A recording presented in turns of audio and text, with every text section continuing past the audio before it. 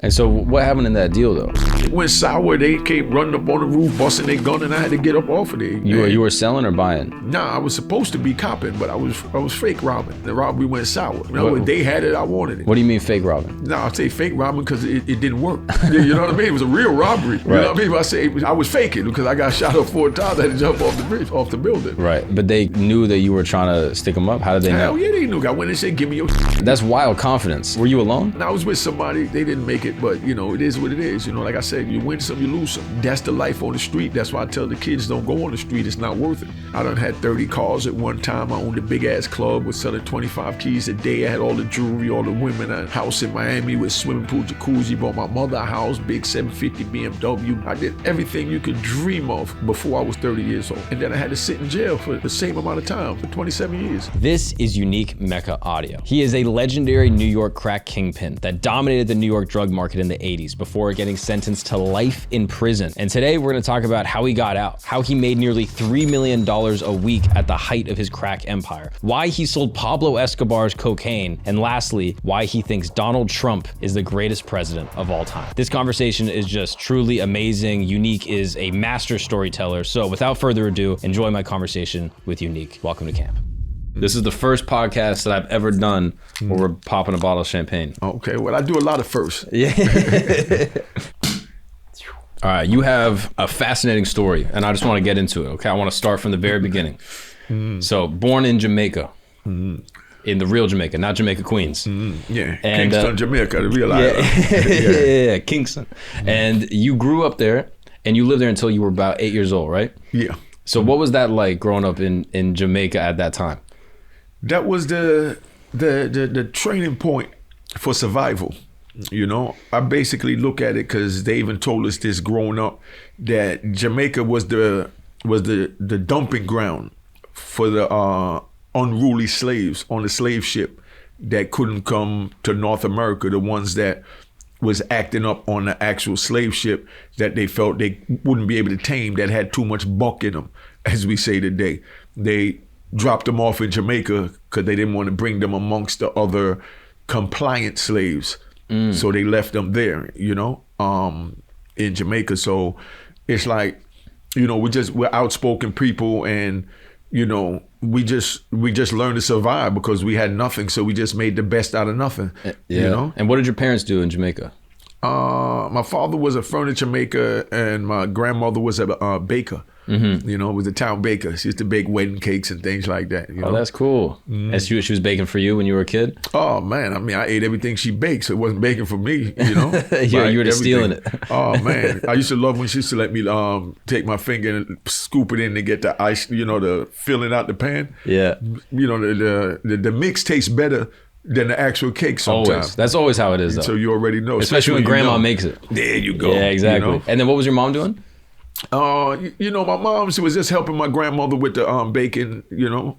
But, you know, it's not like we had jobs down there and females wasn't even considered to have jobs unless it was, you know, domestic work. You know what I mean? Like a maid for somebody or something like that. Right. Yeah, because there was no big businesses down there with it. Oh, let me go get a job doing this or a job doing that. You know? But strong Jamaican women around you, though, growing up. Yeah, all the time, because the women is the one that hold the household down. Right. My mother's 88, still living, and it's funny you mention that because, you know, when I got locked up, and the first time I spoke to my mother on the phone, I was, you know, going through the process. I just got indicted and, you know, got my little phone call, talked to my mother, and mother said, all she said was, you know what you got to do, baby.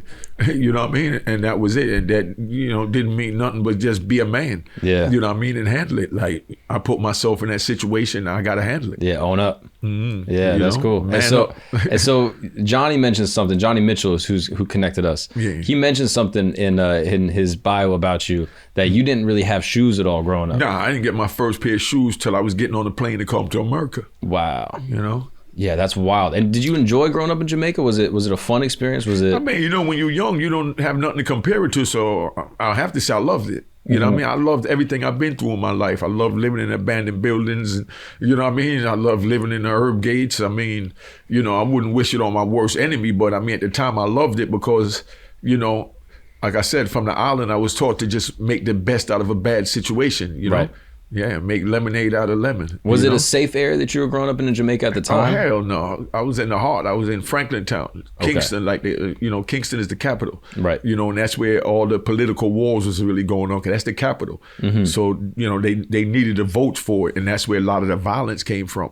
But we learned, we learned about blood and violence just from our daily upbringing, because, to eat, you had to, kill what you eat, and that's why at a young age, I learned the difference between, killing and murder. Y'all hear that and you just think it's one and the same. What's the difference? You killed to survive. You know what I mean? Like, you kill a goat, you kill a sheep, you kill a buffalo, and then you eat it. You know what I mean? So you're doing that for survival. Murder is premeditated. You know what I mean? You plan to do it. You know what I mean? For whatever, means, gains, losses, or whatever, jealousy, envy. Like, I'm going to kill him because, I'm going to murder him because he did this. But we use the word so loosely that we'll quickly say, oh, he killed him, he's going to kill him. No, killing is for survival. Murder is when you go rob a store and murder somebody. You don't say he robbed the store and killed the store owner. No, he murdered the store owner because he went in there to rob it and knew that if he did something, he had to murder him to get out. He didn't have to kill him to get out. So the big distinction there is survival. Yeah, big distinction. But, we learn these things growing up from in the islands. You understand? To really put clarity to, the madness that we was going through. Yeah, and a lot of Americans, I think they look at Jamaica and they think like, oh, Bob Marley. They think cruise ship to Kingston and drink that's some... Montego Bay, Ocho Rios. Those are the tourist areas. Exactly, but that's what a lot of Americans think of when they think of Jamaica. But that's not the true experience. That's not really what it's like. No. But that's why when you go down to the resorts, they tell you don't leave the resort, because anything outside the resort, you make yourself fair game. Right. And the gang situation there, they respect the tourist areas. They don't really mess with... No, they don't go around there because they don't care. It's the same all over the world. And I done been all over the world. I mean, as far as just like in New York, when the cocaine first came, it was all right when, it stayed in the black neighborhoods and blacks was doing it. But when the whites came to the black neighborhoods to cop the drugs, to do it, to bring it back to the white neighborhood, now America have a problem. Right. But when you had the dope fiends shooting dope on 116th Street, you know what I mean, and Cheese Line 116th, that was good. Right. But when they start seeing white people on the lines, now we have a problem. Right. The government doesn't care if black people are killing black people, but as soon as white people get involved, then all of a sudden it's a big problem. Because I mean, look what's going on in Chicago. You know what I mean? If that was happening in Beverly Hills or, certain areas in national crisis. Yeah. Like what was happening in Harlem. We couldn't come down to Midtown and do that. You understand? Right. But we could get away with it up in Harlem all day. Right. The government kind of turns a blind eye. The police. Yeah, because it's all about money. They protect the ones that's voting and paying taxes. And, there wasn't that many people, paying taxes or even voting, in Harlem and the Bronx and all the ran down neighborhoods. Yeah, of course. Where slick politicians came in and said certain things to sell us a good dream to get us to the ballot box. And then after that, kicked us in the butt and said, get up out of here. Always, bro. I'll see you in the next 2 years. Yeah, these politicians will tell you anything you want to hear. Yeah. And that's how I look at it. It's like the politicians, they give out the food stamps, the EBT, back in the day, the cheese from the cheese line.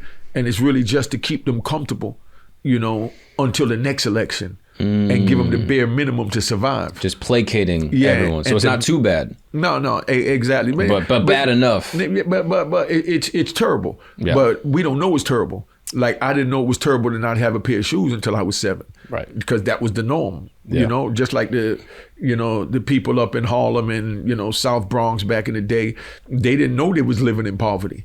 You understand what I'm saying? Right. They was just living and surviving. Right. Because they had nothing to compare poverty to. Yeah, of course. Yeah. And so you mentioned also in Jamaica that there was a political affiliation with the gangs, and that like the politicians would kind of protect the gangs a little bit, and that the gangs protected the politicians. Oh, really? The politicians came. I remember we talking about white men came from England, Manly and Siega. Right. They come down there and they in a third world country with a bunch of poor black people. So in order not to get, eaten alive by them, they came down and they, bought what they call trinkets. You know what I mean? Like they brought them hope. Right. You know, that we're going to build you houses, you know, if you vote for me, you know, and if the other party get on, they're not going to build the houses for you. So therefore, if anybody's going to go vote for the other party to put a ballot in the ballot box, you make sure you stop that, whether you firebomb the ballot box or you kill the person putting it in the ballot box. Right. But we just want our vote. Yeah. You know, and that's the way they work it. And were your parents aware of the gang situation happening in Jamaica at the time? Everybody was, because we lived in it. We was in it. That's like asking somebody, like I'm comparing everything to today so you can understand it better because you're a little younger and from a different time. Yeah. But just like you got the gangs, you know, in California, the gangs in Chicago, the gangs in New York, you know, the people that live are in the building amongst them, they know everything that's going on, but you just know to stay clear of it and try and keep your loved ones away from it. And your parents were cautioning you as a young kid, like, hey, don't get involved with this? Or hell no. I mean, nobody had those type of conversations because bottom line is we didn't have no money. So if you go get involved in something on the street and it brought home money, you know, bring it. You know what I mean? Because I mean, you poor, you're not going to say don't bring the money because that's blood money. That's the TV crap. Yeah. You know what I mean? When you ain't got a pair of shoes on your feet and somebody give you a chance to make $1, you're not going to say, how did you make this or where did you make it from? Yeah, this is the survival element. Exactly. Where it's like once it's survival, anything goes. Exactly. You know, and that's why you got casualties of war. Yeah. You know what I mean? Casualties of survival. You know what I mean? Somebody going to stick up and, you know, one lose their life, you know, that's a casualty. Right. You know what I mean? We feel sorry for him, but I mean, we knew that was a part of the consequences when he went on the jukes. The same way you get picked up for, you know, selling drugs, you know, or robbing a bank or whatever you're doing, you already know that there's a chance of you getting caught and going to prison. But then you also know that, you know, you shut the fuck up. Yeah. You understand what I'm saying? Yeah, because exactly. you made the choice to do that. If you didn't want to risk going to prison, you shouldn't have went and broke the law. Yeah. And that's why on my YouTube at Unique Mecca Audio, I tell them, don't get involved so they don't have to make these choices. You know, I took 3,500 hours in federal prison with the psychology department to find out why my mentality was like this. And now I got an understanding of why I'm twisted, you know, because a lot of people, like when we was in prison, there was always people saying, oh, he burnt out. This one is burnt out. That one is burnt out. And dude say, man, I ain't burnt out. You know what I mean? Like, you know, like I'm not crazy. You have to be some type of crazy because they have us living in a cage. And that's an unnatural environment that God didn't create for us. We just learned how to survive in the cage. But we're not as sane or normal as those that haven't been placed in the cage. Yeah, of course. That's not the way we're meant to be. Yeah, exactly. But it is tough, though, if you're born into it. It's hard to know that there's any other way to be. Yeah, but, you know, there's always choices. There's choices to go good, even born in it. Because, we had lawyers and doctors in Jamaica, but we just didn't know any. There was none around us in our neighborhoods, just like here in America. You know, growing up in Harlem back in the days, we didn't know no doctors or lawyers living next door to us. If they lived next door to us, they went from point A to point B and then locked their door to lock us out. They never stopped to see us on the street as children and say, hey, you know, you ought to think about being a lawyer or think about going to school. Ain't nobody never said that. Right. The ones that had that education, that had those choices and made those choices, last thing they thought about was anything outside of their immediate loved ones. And that was the deterioration, you know what I mean, of the hoods. Because we had garbage men. You know what I mean? Garbage man was looked down upon back then. You understand? If somebody said that their father was a garbage man, he got teased, you know? But that's a job. Right. A legal job and it's paying the bills. Right. And right now, behind them being teased by it, you know, the government done changed the name from garbage men to sanitary, engineers. Yeah. You know what I mean? Yeah. What does he do? What is he engineering? Oh, he's a garbage man. He picks up the garbage. It sounds better, though. But you can't call him that. Yeah, you know exactly. What I mean? You got to call him a sanitation engineer. Yeah, exactly. You know? And so you moved when you were 8 years old. Why did your parents move to New York specifically? No, all our family was up here in New York, you know what I mean? And, you know, Jersey and, you know, Miami. But, you know, my mother and father, they came up and both of them worked for about 7 years before they brought us up. So they had a little money and they had a 1-bedroom apartment in New Jersey. And, you know, so when we came up in Kennedy Airport, we went there.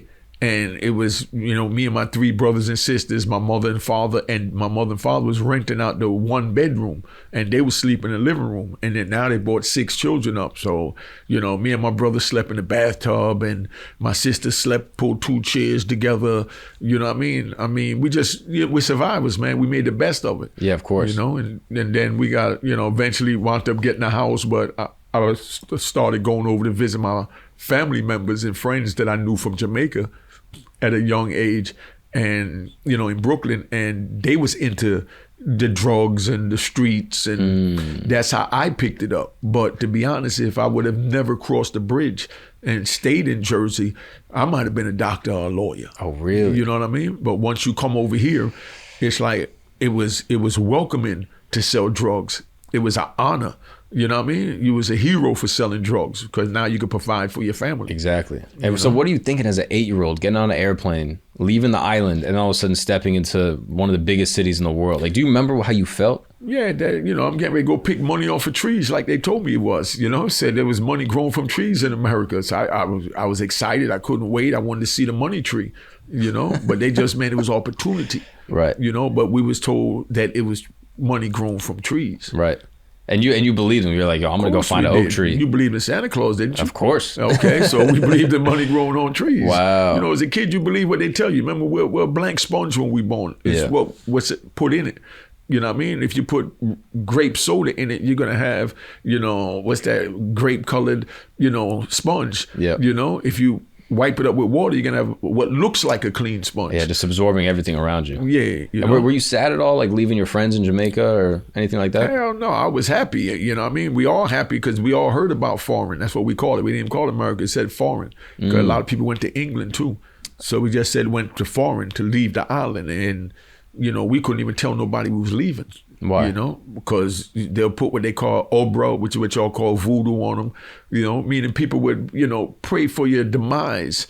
You know, just like when you're leaving prison, you can't tell people that you're getting ready to go home, because when they find you getting ready to go home, that's when, you know, misery love company, and they try and pull you in. And the hardest part of my 26 years, you know what I mean, had to be the end.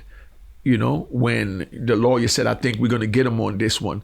And, you know, that hope factor was strong, and people seen that around me, and it made them, you know, in so many words, put it in layman's terms, like want to try you. You know what I mean? Just to see how desperately you wanted to go, and to make sure you don't go. So it's the same way in the island. They don't want to see you leave the island. So when we was leaving, our parents said, don't tell nobody that you're leaving. You know what I mean? And we just picked up and left the island. Wow. It's like, okay, like when they 5-point me, you know what I mean? You call it 4-point, you know, where they tie your legs and your arms down on a big concrete slab, you know what I mean? And force feed you and all this crazy stuff. And they might leave you there for a day or two, looking at the ceiling, counting the lights, you know, you find something to do to occupy your mind. Because you're in an all-white room, you know, 4 walls is white, but they got a light on the ceiling. So you sit there and you stare at the light just to take your mind away. And, you know, some people went crazy from it. But me, myself, I just really just focused on that, you know, there's other people worse off than me. Like when they had the Gulf War going on, stuff like that, you know what I mean? And I'm, you know, looking up at the ceiling, I'm thinking, you know, really the one that Bush was in, Iraq, when they went to Iraq and all that. And, you know, we saw on TV and heard on the news, you know, how they was bombing, and, you know, how many civilians got killed, how many, you know, mosques got blown up, and, you know, things like that, temples. You know, I was thinking that, you know, they worse off than me. So I'm good 4-pointed right now. Right. You know what I mean? I'm all right. I ain't got to worry about a bomb coming and dropping on me, you know? I mean, that's amazing perspective, to be in such an awful situation and be able to think like, okay, what is going to keep me pushing through? Let me imagine someone worse off. Exactly. And almost have like gratitude that you're not in a worse situation, man. even though you're in a terrible situation. No, but you don't know you're in a terrible situation. If you think you're in a terrible situation, you're in a terrible situation. Your mind creates whatever happiness you want. You know, I was, you know, I ain't gonna say happy, but I was comfortable, you know, for my 26 years. You know, because I knew where I was at and I knew where I wanted to go. So I just focused on my goal, right? You know, which was getting out. 4-pointing is crazy. I've never heard of that before. You never heard of that? That is an insane thing. Yeah, I mean, yeah, could you imagine that? I mean, take your feet and tie you down like how you see Jesus on the cross, but they lay you on a flat slab, you know what I mean? And, you know, just leave you there for hours and you don't know when they're gonna untie you. So you're sitting there and I've seen people go crazy just like, you know, like, I can't take it anymore. I gotta get out. And if your thoughts are there, you're gonna drive yourself crazy. So when they did it, I just laid down, count from 10 backwards. And, you know what I mean? If my mind was running a little too fast, I just start counting from 100 backwards. You know, 100, 99, 98, 97, 96. And now it's like a meditation. So I done blocked out everything. And why were they doing this to people? You know, I mean, you know, we didn't deserve that, but we was being punished. You understand what I'm saying? No man deserved to be, you know, four-pointed, like no man deserved to be waterboarded. You know what I mean? But they was waterboarding them. But when they do it to you, you know, you find a way to adjust and adapt to it. You know, whether it's how to breathe with the water being poured on your face with the towel over your head, you know what I mean? Or it's, you know, counting from 100, you know, down, you know, look at the ceiling, you know, you come up with a way to exercise your mind. Now I get why they call you brainy. Yeah, because I know how to think. I can analyze things. Yeah. You know, I see things abstract. Like, you know, when I'm driving, I'm not just thinking, you know, okay, I'm going to make a left at the next corner.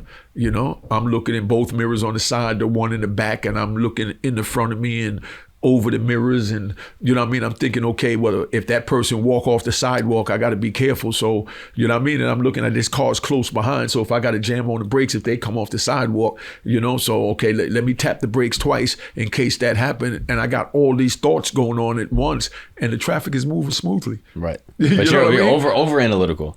You're just constantly analyzing. You can call it that, but it's like chess. You know, I learned to play chess when I was younger. To be a master at chess, you got to be able to think as many moves, you know, above your opponent as possible. You know, if I move my knight over here, you know what I mean?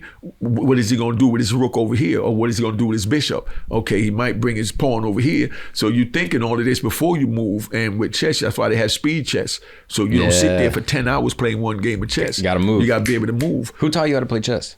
Believe it or not, it was a teacher, I'll never forget her, in 6th grade in New Jersey named Miss Ruiz. She got to be dead by now, because this was, you know, back in the 70s when I was in 6th grade. And she went and got chessboards. She went and got 16 chessboards for the 32 students in the class out of her own money. Wow. And she brought it in, and she was getting ready to retire that year. And she said she, you know, just wanted us to show us what life is about, and that you have many different players in life.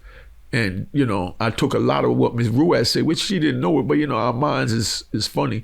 I took a lot of what she said that she was trying to give it to us in a positive point of view, and I applied it in a negative point of view, and that helped me to get to the top of the food chain when I hit the streets in the drug game. Because I knew how to, you know, say, okay, there's a car over there. Somebody's in that car. That might be a cop. It might be a sticker person. Somebody leaning up on the wall. That might be a cop watching him, or it might be a sticker person looking out for him. You understand what I'm saying? So you're using chess moves. Yeah, exactly. On the streets. I do it right now. Like I see him over there on the keyboard and all that. Yeah. So, you know, every once in a while I cut my eyes to the side, make sure it's not a setup and he ain't got a pistol to my head. Yeah. You know what I mean? Wow. But that's where my mind goes. You know what I mean? Did you learn that in Jamaica, or did you learn that once you got to I learned it from everything. Yeah. You know what I mean? Because from in Jamaica, they always tell you watch your surroundings. You know, and that's why I said when we leaving the island, they tell them don't tell no one you leaving. Right. Because even your best friend and your super neighbor, they don't want you to leave.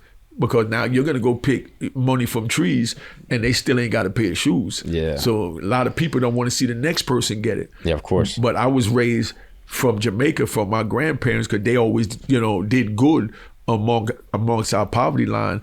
And when my grandmother would bake cakes, you know, and she had extra batter, she'll make, you know, donuts, or, you know what I mean, or cupcakes, and she'll give them to the neighbors. You know, she didn't sell them to the neighbors. Right, she was always giving. She was always giving. So the object was, when you eat, you make sure everyone else eat.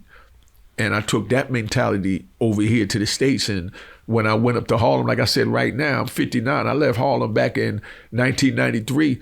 And there was kids that was 5, 6, 7 years old.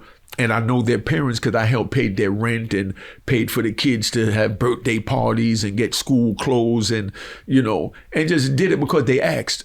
you know, and I had it and I could do it. You're always paying forward. You're always trying to help out the next person that didn't have it. But it wasn't even, it wasn't a thought. It was just what had to be done. You have it, they need it, you bless them. And from me doing that, you know, now that I'm home after 27 years, I go back to Harlem and now I see, you know, a grown man, 35 years old, 40 years old, that say, man, I remember when you paid for my birthday party, man, I always remember you, man. I get so many flowers, it brings tears to my eyes that it's amazing that so many people remembered, you know, what I've done for them. And no disrespect to them, 90% of them, I don't even remember what I done for them because it was done from the heart. It wasn't done to be remembered. There's something so pure about that. You weren't doing it to be remembered by them. You weren't doing it for the accolades. You were doing it because it was the right thing to do. It was the right thing to do. That's how my grandparents were. Of course. I remember that there's even kids. There was a guy that I linked up with like after high school. And I hadn't seen him in years. And he was like, bro, what's up, man? I was like, oh, what's up, dude? Nice to see you. And he was like, I always remember you because when I was a new kid in 7th grade, I was sitting alone and you came and sat with me. Exactly. And like, I don't even remember that happening. Let me give you one, right? I'm even going to say his name, you know, because he's, you know, like one of my best friends. I'll say he's my best friend. It's a white Jewish kid, you know, when I was going to school out there in Jersey where Miss Ruiz taught me that, you know, it was a white Jewish kid and he used to get picked on because he had allergies. So he always had boogers in his nose. Then when he breathed, they turned to bubbles and he was real disgusting. You know what I mean? Not to disrespect him. You know what I mean? So I'm not going to say his last name. I'm going to say his first name so he knows who it is. No. I mean, I'm sure he wouldn't mind, but, you know, I'm just that real. Yeah, you know what I mean? But I don't want nobody to think I'm disrespecting anybody. But just to give you an idea, this kid used to get picked on. And, you know, my empathy side kicked in and I defended him. You know what I mean? Fought a couple of people for him, kept up off him, and I told him that this is my friend now. If you got a problem with him, you got a problem with me. And like I said, you know, he's alive right now. His name is Mark. I ain't gonna say his last name, but, you know, in case he wanted to come on, I'm sure he would because he don't have any qualms with it. You know, I love him to death. But he took me to his house, and it's the first time, you know, I went in a Jewish household, you know, and I saw, you know, how the family structure was. His uncle was a doctor, you know what I mean? He wanted to become a dentist and, you know, so he was, you know, the American dream that I never even heard about. You understand? And I'm living here in America. Completely different lifestyle though. Growing up in Jamaica, you don't know any Jews that live there. So for me protecting this kid, you know what I mean, and looking out for him, everybody backed up off him. You know, but then at that same time, that same year, I left and started hanging out in Brooklyn and then hit the streets and picked up, you know, my training to be who I am today, which I'm not proud of, but I'm just saying.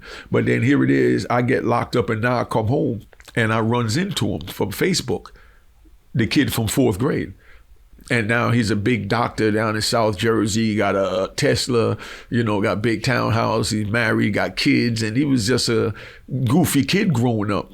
But he was my friend. You know what I mean? I didn't see the goofiness. I didn't see the boogers. I didn't see all of that because he was you know, he didn't deserve to be treated like that. And, you know, he was appreciative, you know, of me holding him down. And what happened did you guys reconnect? Did you see each other again? Yeah, we reconnect. He's my dentist. You know what I mean? That's why your teeth look so good. Yeah, you know, he's my dentist. You know, now great man, you know, but growing up he had issues. Yeah, of course. And, you know, from people picking on him, but I was the one that I picked on the bullies. Yeah, you hate bullies. Yeah, no, I can't stand that. You know what I mean? Were you like bullied at all in Jamaica, like growing up, or like was it when you got here? We was taught from Jamaica. If somebody do something, you pick up a buckle, a brick, or a stool, and I bust them in the head. You fight back. We're told that from the door, so we don't have none of that bullying crap in Jamaica. Yeah, because everyone's retaliating. Everybody's retaliating. That's why we so violent. Somebody get mad and the kid two best friends get mad, they're going to pick up a weapon to fight each other. You know, they're not going to say, let me have a fair one and knuckle it out like they did in New York when I got up here. Do you think it's important for kids to learn how to fight at a young age? Oh, yes. Most definitely. Like not to kill someone, but just to defend like you yourself. Said, you didn't say kill. Like I said, I know the difference between kill and murder. You know what I mean? Like you said, to fight. Sometimes you have to fight for who you are, for your manhood, for your rights, for your womanhood. You know what I mean? You have to fight in life. You know what I mean? Do you think not enough kids today are taught how to fight or how to defend themselves? It's a lot of them is being pampered. You know what I mean? They're being pampered and they're not taught that there's a real world out there. So you're going to run across bullies. So if you told a kid about a bully before you run into a bully, then he'll, know how to deal with a bully. But you don't tell a kid about a bully. You just tell a kid how to do his math and his reading and study at home and go to school. But you don't say, when you go to school, you might meet somebody that's going to pick on you because you're wearing those tights and you got boogers in your nose from your allergies. So you better not let him get away with that. You know what I mean? And don't go tell the teacher. If he says something, you smack the crap out of him. And no disrespect, I tell my grandkids that. I got a granddaughter that was raised with her grandmother. Her temperament is real humble and calm, and she have an old soul and an old spirit, she's only 10 years old, but me from the street, being it's my granddaughter, I love her to death, but I see weakness, you know what I mean? And like I say, I play chess and I play the moves through my head. I can see her getting picked on when she get later. So, when I see her, I punch in her little chest and tell her, tighten up. What are you doing? You better be ready to fight. You know what I mean? Don't go to school, let nobody, you know what I mean? Where her parents, they just shower with love. Right. But when she knock out her first bully, she gonna say, my granddad taught me that. You know what I mean? That's cool. But you have to prepare them for life, man. Yeah, of course. Because there's bad people out there. Yeah, exactly. And they got to know how to defend themselves and avoid them. Right.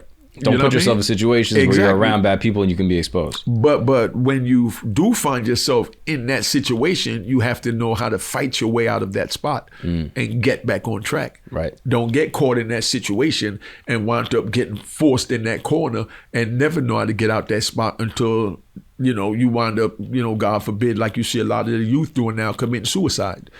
You know what I mean? Because they don't know how to get out of that dark spot that they found themselves in, and their parents haven't talked to them about anything. So they don't know how to, deal with where they're at.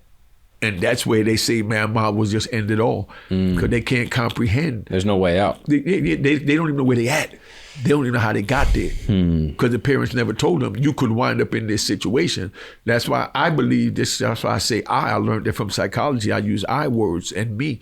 I believe that every child should be taught to defend themselves and should be taught about bullies before they go out the household. Don't wait till they go out and they get bullied and say, oh yeah, well next time. No, ain't no next time. If you go out there and somebody put their hands on you, smack the crap out of them. You understand? And that's it. You understand? And I'm going to defend you on that because they had no business putting their hands on you. That's cool. But you're supposed to try and avoid that. Of course. But if you find yourself in that situation, don't let them cut your face up or scar you up because you're trying to be nice like your mommy and daddy taught you. Remember, granddad said, don't let nobody put their hands on you, and I'm going to deal with your mommy and daddy. But at the end of the day, I don't have to worry about you coming home with no scar, putting no sheet around your neck or taking no pills in the house. Right. Because you can deal with these that situations. Trauma from that first one can be so much. Exactly. And they go like an introvert. They become inward. They don't even know how to tell anyone else what they're going through. Right. It's embarrassing to get beat up without knowing how to defend yourself at all. And it's helpless. And just like a woman being beat, believe that they did something wrong for the man to beat them. The kid would feel that they did something wrong for their classmate to do that. You understand what I'm saying? Right. They psychologically are telling themselves, I'm bad. Yeah, exactly. I deserve this. And then when bad things keep happening, they keep on telling themselves, well, this is my life. I deserve this. Exactly. But if you gave them the tools and said, no, you're able to push back. You can run away. You can fight. You can protect yourself. Yeah. And then not deal with that trauma in the first place. But remember, when you run away, always come back to fight another day. Don't just run away and stay away. What's up, everybody? We got to take a break really quick from this amazing conversation with Unique because I got to tell you a story about what happened to me yesterday. I was hanging out with a couple buddies and we were all sitting around and I was sitting underneath part of the stairs where it kind of goes up like that. And right when I stood up, I banged my head extremely hard. And what did my friends do that put me in that seat in a very precarious situation where I could have almost died? They laughed at me. They made me feel small. They made fun of me as a man. You know what I did? I did nothing. You know what I could have done? I could have called Morgan & Morgan. Yeah, that's right. Morgan & Morgan has over 100 offices nationwide and more than 800 attorneys. That makes them America's largest personal injury law firm. I could have taken my friends to the house. I could have called Morgan & Morgan so easy. Less than 8 clicks on their website, I can submit a claim. They can check it out. And this is the crazy thing. I don't pay a cent unless Morgan & Morgan wins my case. That's amazing. What a deal. I can just clean out my friends for all their money for putting me underneath the staircase where I hit my head really hard and it still kind of hurts and I could feel the bump a little bit. And I wouldn't even have to pay anything unless they win my case. If you want to check them out, you can go to forthepeople.com/Gagnon. That's correct. For the people, FOR, thepeople.com/Gagnon, Gagnon, or dial pound law. That is pound 888-529-POUND-LAW. And you can submit a claim, see what they say. It's $0 unless they win your case. Largest personal injury law firm in the country. If you're ever injured, you could check them out. Now, let's get back to the show. Now, even if you get beat in a fight, like let's say you're a kid, like when you move to Jersey, someone tries to fight you, even if you got beat. I won because I fought back. Even if you fight back, even if you might get bruised up and cut, you still win because you fought. Yeah, end the story. You know, I mean, I got life in prison, you understand? But I was still alive, so I won because I fought them. You know what I mean? And I looked at it like the fight was still on while I was doing Life Plus 20. You know, I didn't look at it like I lost the fight because I'm still alive. As long as you're alive, you can fight another day. Yeah. So I can still fight back in court another day. So how does that transition happen? I know you mentioned it going across the tunnel, but you go from a kid in Jersey, like, you know, Jamaican parents, you just moved here kind of getting bullied, but you're fighting your way out to then actually getting to the streets and making your first flip. How does that happen? Nah, I just wound up, you know, I went to visit my family members in Brooklyn and they was out there flipping and, you know, and it wasn't like they was hiding it or saying, oh, don't do this. You're not supposed to do this. This is wrong. They said, nah, this is how we eat. This is how we make money. This is how we do this. This is how we do that. So, you know, we start doing it. You understand? And for me coming over there, I see them doing their thing. Like I was telling Johnny, you know, the first night over there, one of the first nights over there on the block, you know, dude came by and was shooting at, you know, was shooting at the store we was at, and was shooting at us, trying to kill us in the store. And I didn't know this was even going to go down. But now I find myself in the middle of bullets being fired at me while I'm just chilling with my family members all the way from Jersey. And last thing on my mind was a gun, much as a bullet or a shot at me, you know. So I'm running because everybody else is running and I'm following them and I'm ducking them. And when they run down the alley, I run down the alley, you know. But, you know, then I was like, yo, I'm not going to keep running. You give me one of them guns you got. You know what I mean? I need one to protect myself. And they were like, here. You know what I mean? Because they're not going to tell you no because you might save their life with that gun. You know, you see a movie where the mother's getting beat and the little kid picks up a knife and stabs the father.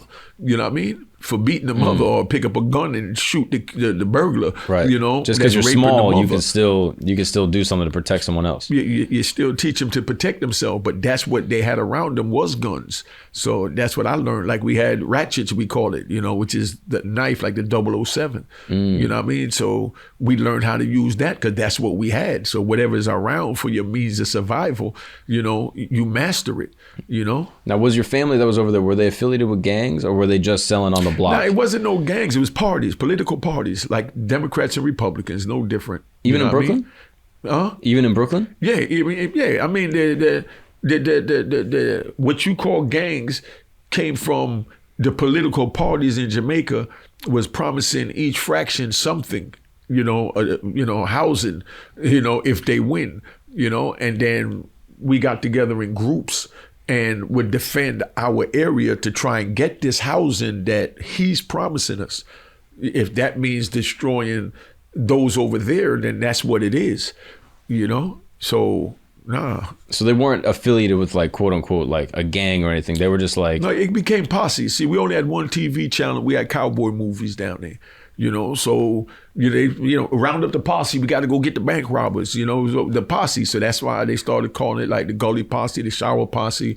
You know what I mean? Gotcha. You know, things like that, because that's all we had to look at was that one channel, and all we had was all those, you know, different cowboy movies. And was it separated by like a cultural group? Like, did you hang with Jamaicans and that was the people that you were in Jamaica? No, when you were in Brooklyn. Oh yeah, we definitely just hung with each other because we was getting bullied and teased by everything other than us. Of course. Just like Haitians was being teased for being Haitians, and Panamanians was being teased, and, you know, Cubans was being teased, and Colombians, you know. So you hang in your, you know, amongst, you know, your cultural, you know, because outside your culture would tease you because they felt you was different.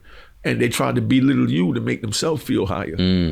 So this dude that was shooting at you when you were in the store with just your family, the first time you had ever... shooting at me, he was just shooting at us. But the first time you had seen the gunfire like that, who was that group and why were they shooting at you? Nah, that was one man. That was Delroy Uzi. You know what I mean? The boogeyman, you know? The boogeyman. The boogeyman, that's what I call him. The boogeyman. When he came around, you knew to duck. You know what I mean? But, you know, he used to go around taking herb gates, taking coke spots, taking what he wanted. He was the boogeyman. If you had it, he would take it. He was a real boogeyman. So he was just a wolf. He was just going around. Straight. Gotcha. Everybody know him. He's in ADX now. He was the first Jamaican to be sentenced under the CCE, in the United States that they use for a Jamaican posse. He wound up getting like 600 years or something like that in the feds. Wow. And then the crazy part is I ran into him in ADX. And that's why me and him talk in detail, and I learned a lot about him and his mindset where he was at. And he was just used just like the rest of us. You know what I mean? Because he was used in Jamaica to help get Siega in office, so he was a political pawn. And that's why I say free Delroy Uzi. You know what I mean? We did what was there for us to survive. So even though he was shooting at you, even when you met up with him, you still forgive him? It's nothing to forgive, man. It's business, my nigga. It's business. You know what I mean? It's survival. You know what I mean? We had what he wanted. He was coming to take it, as he should. Because I went and taken from other people that I felt was weak that wasn't supposed to have it. So because somebody coming to take something from me because they feel I'm weaker for whatever reason, I'm not mad at him. I just got to defend that. Because like I said before, you got to learn to fight. If you don't fight, you might not be able to take flight. You might get buried where you stand. Wow. But yeah, now, we laughed about it. We talked about it, and, it is what it is, man. I mean, like I said, in the neighborhood, like we got wolves, we got drug dealers, we got card scammers, we got boosters, you got plumbers, you got electricians, you got a little bit of everything, but you just got to know how to coincide and mingle. You understand? And not rub nobody the wrong way, and not give off any weakness to make anyone want to make you pray at the same time. Because we can smell pussy. You know what I'm saying? So when they go pussy, you can smell them. You can sense it. Yeah, it don't matter how much a dude trying to act tough. And it's funny you said that. I was just talking to somebody from DC called for my YouTube channel. Name is JoJo from 14th Street. You know what I mean? Kid named JoJo. I think he said he was 27 years old. And I did 27 years. So he wasn't even born when I was out type thing, right? But I'm talking to this kid and he's asking me the same question. He's like, yo, why nobody don't like DC? Or why everybody beef with DC? I said, nah, it's not that they beef with DC. They try and go amongst men from DC, and DC's from another cloth, like New York and Chicago and major cities where, but DC is just on some straight man time on morals and principles. And they respect, a plumber, a butcher, they respect everybody, but don't come amongst them and say you're cut from the same cloth as them, because they can smell that you're not. You understand what I'm saying? And those are the ones that have the problems with DC dudes. And then they'll reject you. Nah, I mean, they crush you. You understand what I'm saying? Because you have no business around them, because something would happen and they're not going to respond to it on what we call man time. You understand what I'm saying? They're going to respond to it from the sucker time that they really are. You understand? So play by your rules and regulations in your sandbox, and leave us over here in the mud. Know your lane. Know your lane. Perfect way to put it. Yeah. You know what I mean? And that's what it is. And that's why I love DC, because they men.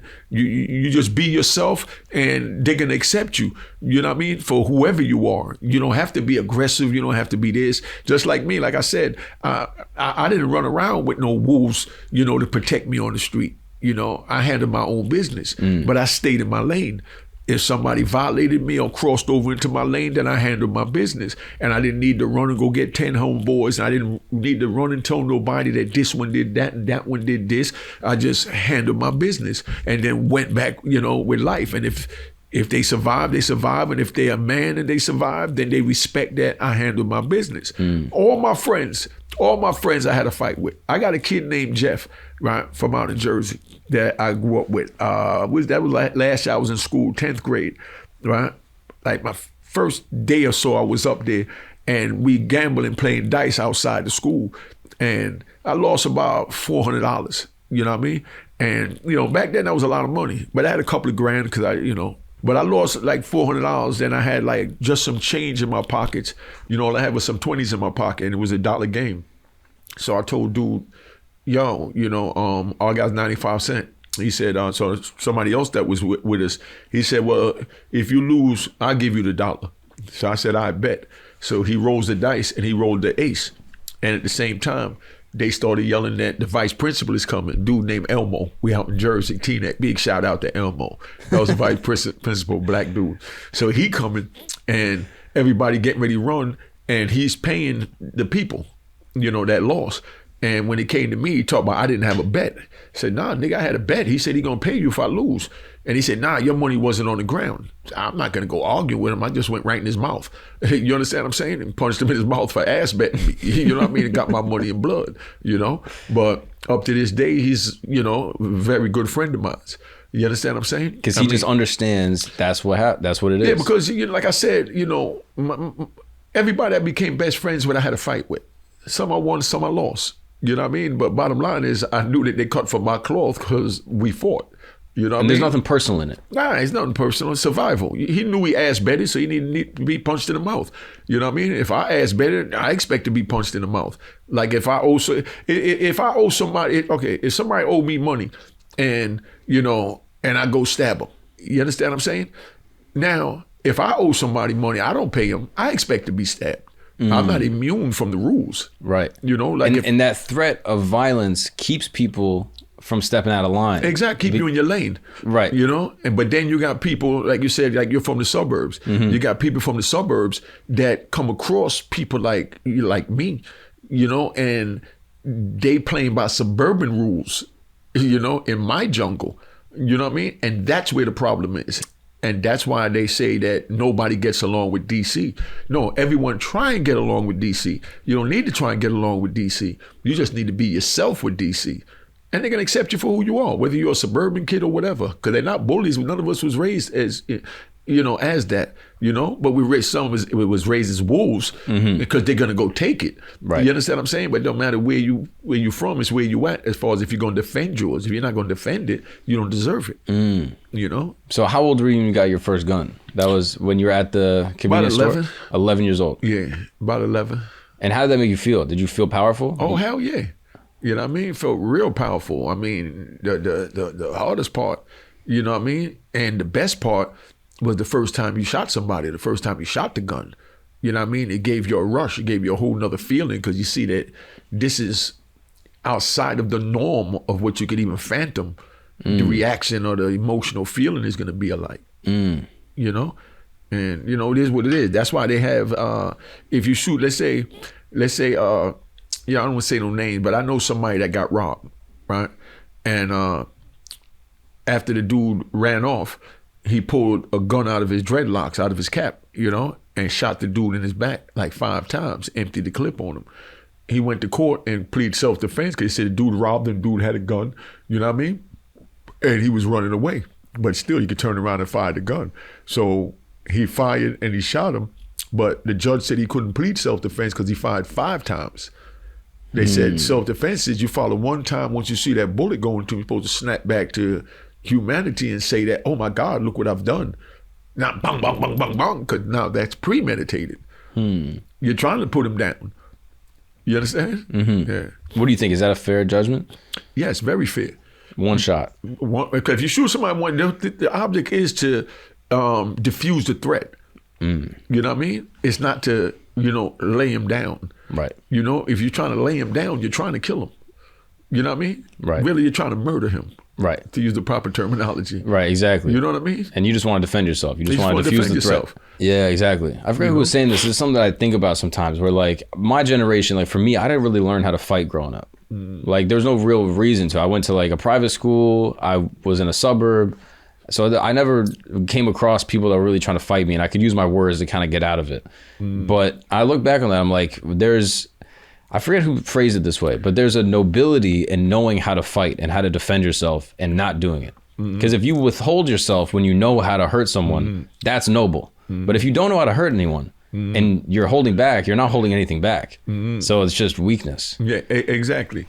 But if you're fighting somebody, and if you learn to fight, like I teach my granddaughter to fight, she learns to fight. You know what I'm saying? But I let her know, don't go out there and start with anyone. Right. Don't go out there and pick on anyone. Protect people from bullies, diffuse situations. Yeah, you know what I mean? Granddaddy's showing you how to protect yourself. if someone comes to you wanting to fight, you have to know how to fight. Right. But I don't want them to come to you to fight and you don't know how to fight. You know what I mean? Because now you automatically lost. Right. And I don't raise no losers.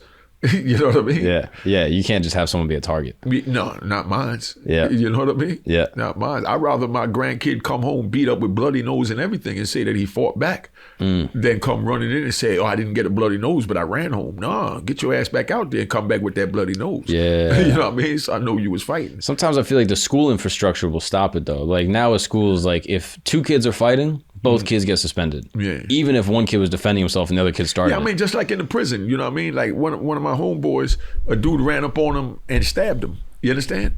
And when he stabbed him, he grabbed him, wrestled him, got the knife from him and stabbed him back. You know what I mean? Or, you know, one of the homeboys is fighting, you know, somebody walk up to him and, you know, he punches him in the face and attacks him. And then he fights the dude back and they wind up fighting. Then the administration would turn around and charge them both for fighting. Right. Which they was fighting. But he was defending himself. Right. You understand what I'm saying? What you want me to do when a dude punch him in the face? What did you want him to really do? Turn around and run to the police? Yeah, just hide. Like, you know? Yeah. And then now he's prey. Right, yeah, because you show that you're weak. Exactly. So someone touched you and you didn't do anything about it, you're going to get touched yourself, again. You ain't going to defend me. Yeah. Yeah, that's tough. But let me tell you a good funny one, something for your show. Please. You got these dudes out here running around with flip-flops on. You know what I mean? And I'm sure you're one of them. You know what I mean? I've been known to wear flip-flops on occasion. I already know. Birkenstocks. Yeah, I mean, you said you're from the suburbs, I already know. But we over here in the city. You understand? I don't respect y'all wearing it out there either. In the Come on, bro. suburbs, In Florida, you're a Jamaican dude, bro. But you gotta understand someone wearing flip-flops. But anything could happen while you're out in public. So you have to be prepared. Like I said, I'm thinking chess moves.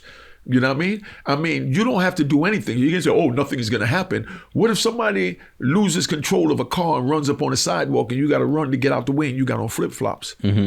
Something simple as that. Right. You understand? What if somebody's shooting? You know what I mean? You know, you have these random shootings. People going to school shooting kids. You know what I mean? And now you got to run and you got on flip-flops.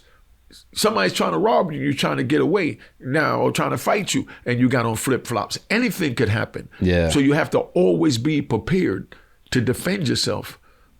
So what do you wear to the beach? No, I mean the beach is different. All right, come on no. now. But listen, I'm giving you an out, because when I go to the beach, I wear the little joints you put on that look like little shoes that stretch on my feet, like the surfing shoes. I'm not gonna wear flip-flops on the beach. Okay. I'm not going to wear it. Right. You understand what I'm saying? Right. But if I see somebody wearing on the beach, that's different, because everyone is an equal now, and there's no cars over there and things like that. Gotcha. But when you're walking down the street, dudes walking down 8th Avenue in Harlem, man. Dudes walking down 125th Street in Harlem. And I even see dudes in the wintertime, you know, with big bubble triple goose coat and flip-flops and a pair of socks. Come on, dog. Where you do that at? What is the purpose of the flip-flops? It's 20 degrees outside. Yeah, fashion, I guess. You just follow the trend, and you've been hoodwinked where you thinking nothing is going to happen or can happen, but anything could happen. Yeah. You know, look at how a dude get 25 years. He's a psychopath. He serves his time and then they let him go. And then now he's among society and he decided to act out his psycho, you know, mentality and attack you or someone. So don't say like it can't happen, because the police don't have it that safe. Because you don't know what's in a man's mind. That's true. You know, so you got to always be prepared. So I say no flip-flops. No flip-flops at all. No flip-flops at all. You know what I mean? No, even at the beach, you got to wear the booties. You got to wear the shoes somehow. Listen, we wear our boots in the shower in prison. Yeah. You know, I'm talking about the most we'll do is like cut the toes out. You know what I mean? So your feet can breathe and get some water air out. Yeah, but we wear our boots in the prison because you never know when something's going to jump off. You know what I mean? Right now, you know, I'd rather go in my shower barefoot than with flip-flops. You understand what I'm saying? I started with no shoes. Right. You know what I mean? So I can defend myself. I know how to grip my toes and handle myself. Wow. You know? Can you tell me the John Gotti story?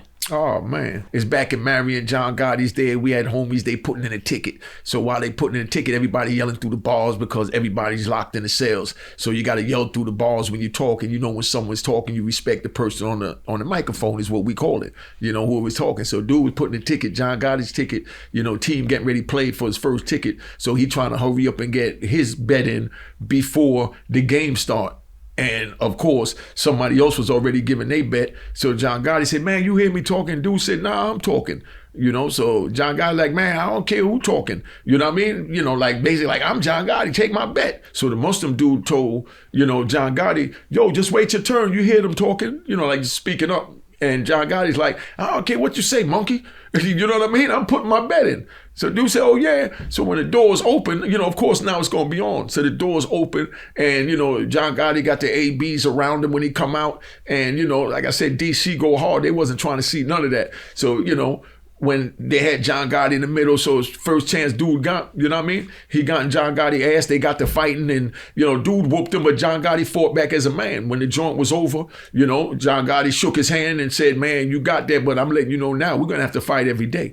You know what I mean? Like, you ain't getting out on me like that. And everybody respected John Gotti behind that, even though he called dude a monkey and all that. Yeah, there was some racist shit, but I mean, it is what it is. Dude, you know, stood up to him and he whooped him. And then, you know, long story short, and it's gonna be all day. Bottom line is, you know, he wound up putting a hit out on a black dude that whooped him, and, you know, with the ABs. And, you know, if you want to see the rest of it, go tune in to Unique Mecca audio, man. I can't give it to you everything right here. All right. So when did you make your first flip? Like when were you making actual money? And you were like, oh, this could be a career. The same night they had that first shootout. You know what I mean? Because I told you my cousins was already selling drugs, and when they came to rob them, when, you know, Uzi came by, put his work in, and after everything calmed down, I'm like, y'all, you know, I don't want to just be a lookout. I want to make money too. You know what I mean? And they was like, give me $1,000 for the night to play lookout. But, you know, they making, you know, tens of thousands. I'm like, nah, I want to get the money you making. You know, so they said, all right, here, you sell this and, you know, you keep, you know, you keep $40 and give me 60. You know, that's a 60-40 split. You know what I mean? And, you know, I got my little Altoids can with the, you know, that's what we used to keep it in the Altoids can because, you know, it was firm, so, and they kept it fresh. Kept with that with the glassine bags or the little, you know, aluminum foil, and they might give you 100, you know, $10 papers. And they tell you, you keep 40, you know what I mean? And give me back the money for 60, you know, and 60-40 split. So that's how it all started from about 11. And, you know, from there and watching the elders that was giving me, you know, the packs to sell and seeing how they bag it up. Because, you know, I'm with them. You know, they doing it because it's their business, but I'm there. I'm watching them cutting it up. I'm watching them bagging it up. And I'm watching the whole orchestration, watching them put the money together, putting the rubber band, putting the bag, go cop, go with the cop. And I'm seeing all of this, but I'm not doing none of this. So but you're I'm just watching hands-on everything. training. Like I just said, like I want to learn editing. Right. So just for me sitting there watching the editor, you understand what I'm saying? I'm going to learn. Right. You're a sponge. You absorb everything. Exactly. So I see a man sitting there selling heroin, you know what I mean? And I'm with him every day and watching him cut heroin, pick up heroin, bag up heroin, take the money from the heroin and go re-up, you know what I mean? Now, I learned how to do it the same way I learned how to cut and paste. You know what I mean? From watching. Right. And you know? that was the main drug that everyone was pushing then, at that time. Back then, it was heroin. Yeah. Because, you know, this was before the crack era. You know, where heroin was more prevalent than powder. You know, powder got prevalent when they started speedballing. You know, when they mixed the heroin and the coke, so when the dude shoot it up, he gnawed out, and then the coke kick in, and he jumped back up, and that's where that went. And then the had other people that were sniffing it, you know, and then it went to smoking it, which was freebasing it. Yeah. You know, and then from there, then the government made it accessible to everybody, and it became crack cocaine. You know, right. And that's why KRS-One made that song that the pussy is free because crack costs money. Right. Meaning a girl do anything for a crack rock. You understand what I'm saying? Right. She only want money. She just want to rock. Right. You know, and you had dudes that kill for a crack rock. You know what I mean? So. And it's also important to note, New York City at this time was not New York City now. Oh, hell no. Oh, Can hell you no. paint a picture of what New York City at that time was like? It's kind of hard for a lot of people to fathom. Okay, like even right now, even though weed is legal, you won't really see people walking down 42nd Street smoking the joint. You understand what I'm saying? But you know it's legal. I seen them selling in front of the police and everything. But back then, you'll see a dude walking down the street and he's smoking a joint and he's drinking a beer that's not in a brown bag. And you understand what I'm saying? And he got his gun on him. And you understand what I'm saying? Or a dude, nodding down, he got his knife on him. You see him with his knife. You see dudes pull a knife out on somebody and, they arguing or whatever. And the police drive by and see it and keep going. It was no law. You know what I mean? New York was lawless back then. It literally listen, when I came to Harlem, you had abandoned buildings that was burnt out. No families living in them because it was completely burnt out. And a lot of them were just abandoned, where people, like when I got my building, I went to the neighboring buildings and salvaged what I could to make a building. You know what I mean? So I went and got a window from over here on 53rd Street. I went and got a door from 54th Street. You know what I mean? And, went and got the wiring that was left behind in one apartment and got your crackhead to put everything together. Because these are dudes that's professional plumbers, electricians, mechanics or whatever, but you pay them in crack. Wow. You understand what I'm saying? And they're good at what they're doing. No, they're the best at what they're doing. You know what I mean? Because these are dudes that when they get high, they go into a zone and focus on what they're doing. And they know if they don't do it right, they're not going to get paid. So they're making beautiful stuff. Oh, the best. Wow. The best. I got a whole, 2 apartments built in one building for like maybe $200 in crack. You know what I mean? And I'm talking about the wiring ran where they got the electricity from the outside street light, you know what I mean? And got the plumbing from the building next door and went and actually got pipes to hook up to run the water from the building that still had water to come into your building and take the cable from this, light post and run it straight down to your window, wrap it around the wire where it come down the pole and it looks nice and neat. And you just plug your extension cord in your building from the light outside and now you're not paying no electricity, but you're making thousands of dollars in this apartment. Wow. Because the Jewish people that owned it, they abandoned it. Because they were scared to come up there. And then it's a funny thing is back then, like now, if you want an apartment in New York, you got to go to a realtor. You understand? Back then, you went to the super. Oh, really? You just walked in? You just went right to the superintendent of the building, the person that maintains the building. Say, hey, I'm looking for an apartment. You don't go to a realtor. Interesting. And he goes, yeah, I got one on the top floor. Yeah, and you wind up paying the super rent, not the landlord. That's because the landlord don't live there. Right. And the super would tell them apartment 4B, 6B, and 7A, you know what I mean? It don't work. It's going to cost $10,000 to fix the plumbing and the light because there's no heat coming up. And then they're not going to put money in the building and say, all right, we'll just close it up, But the whole time they was lying or they got a crackhead to fix it. Right. And then in the meantime, the apartment's beautiful. Yeah. And then you come and you just move a neighborhood from the suburbs or from wherever and say, hey, I'm looking for an apartment. You go talk to the super. He tell you, I got one right here. And you pay him rent.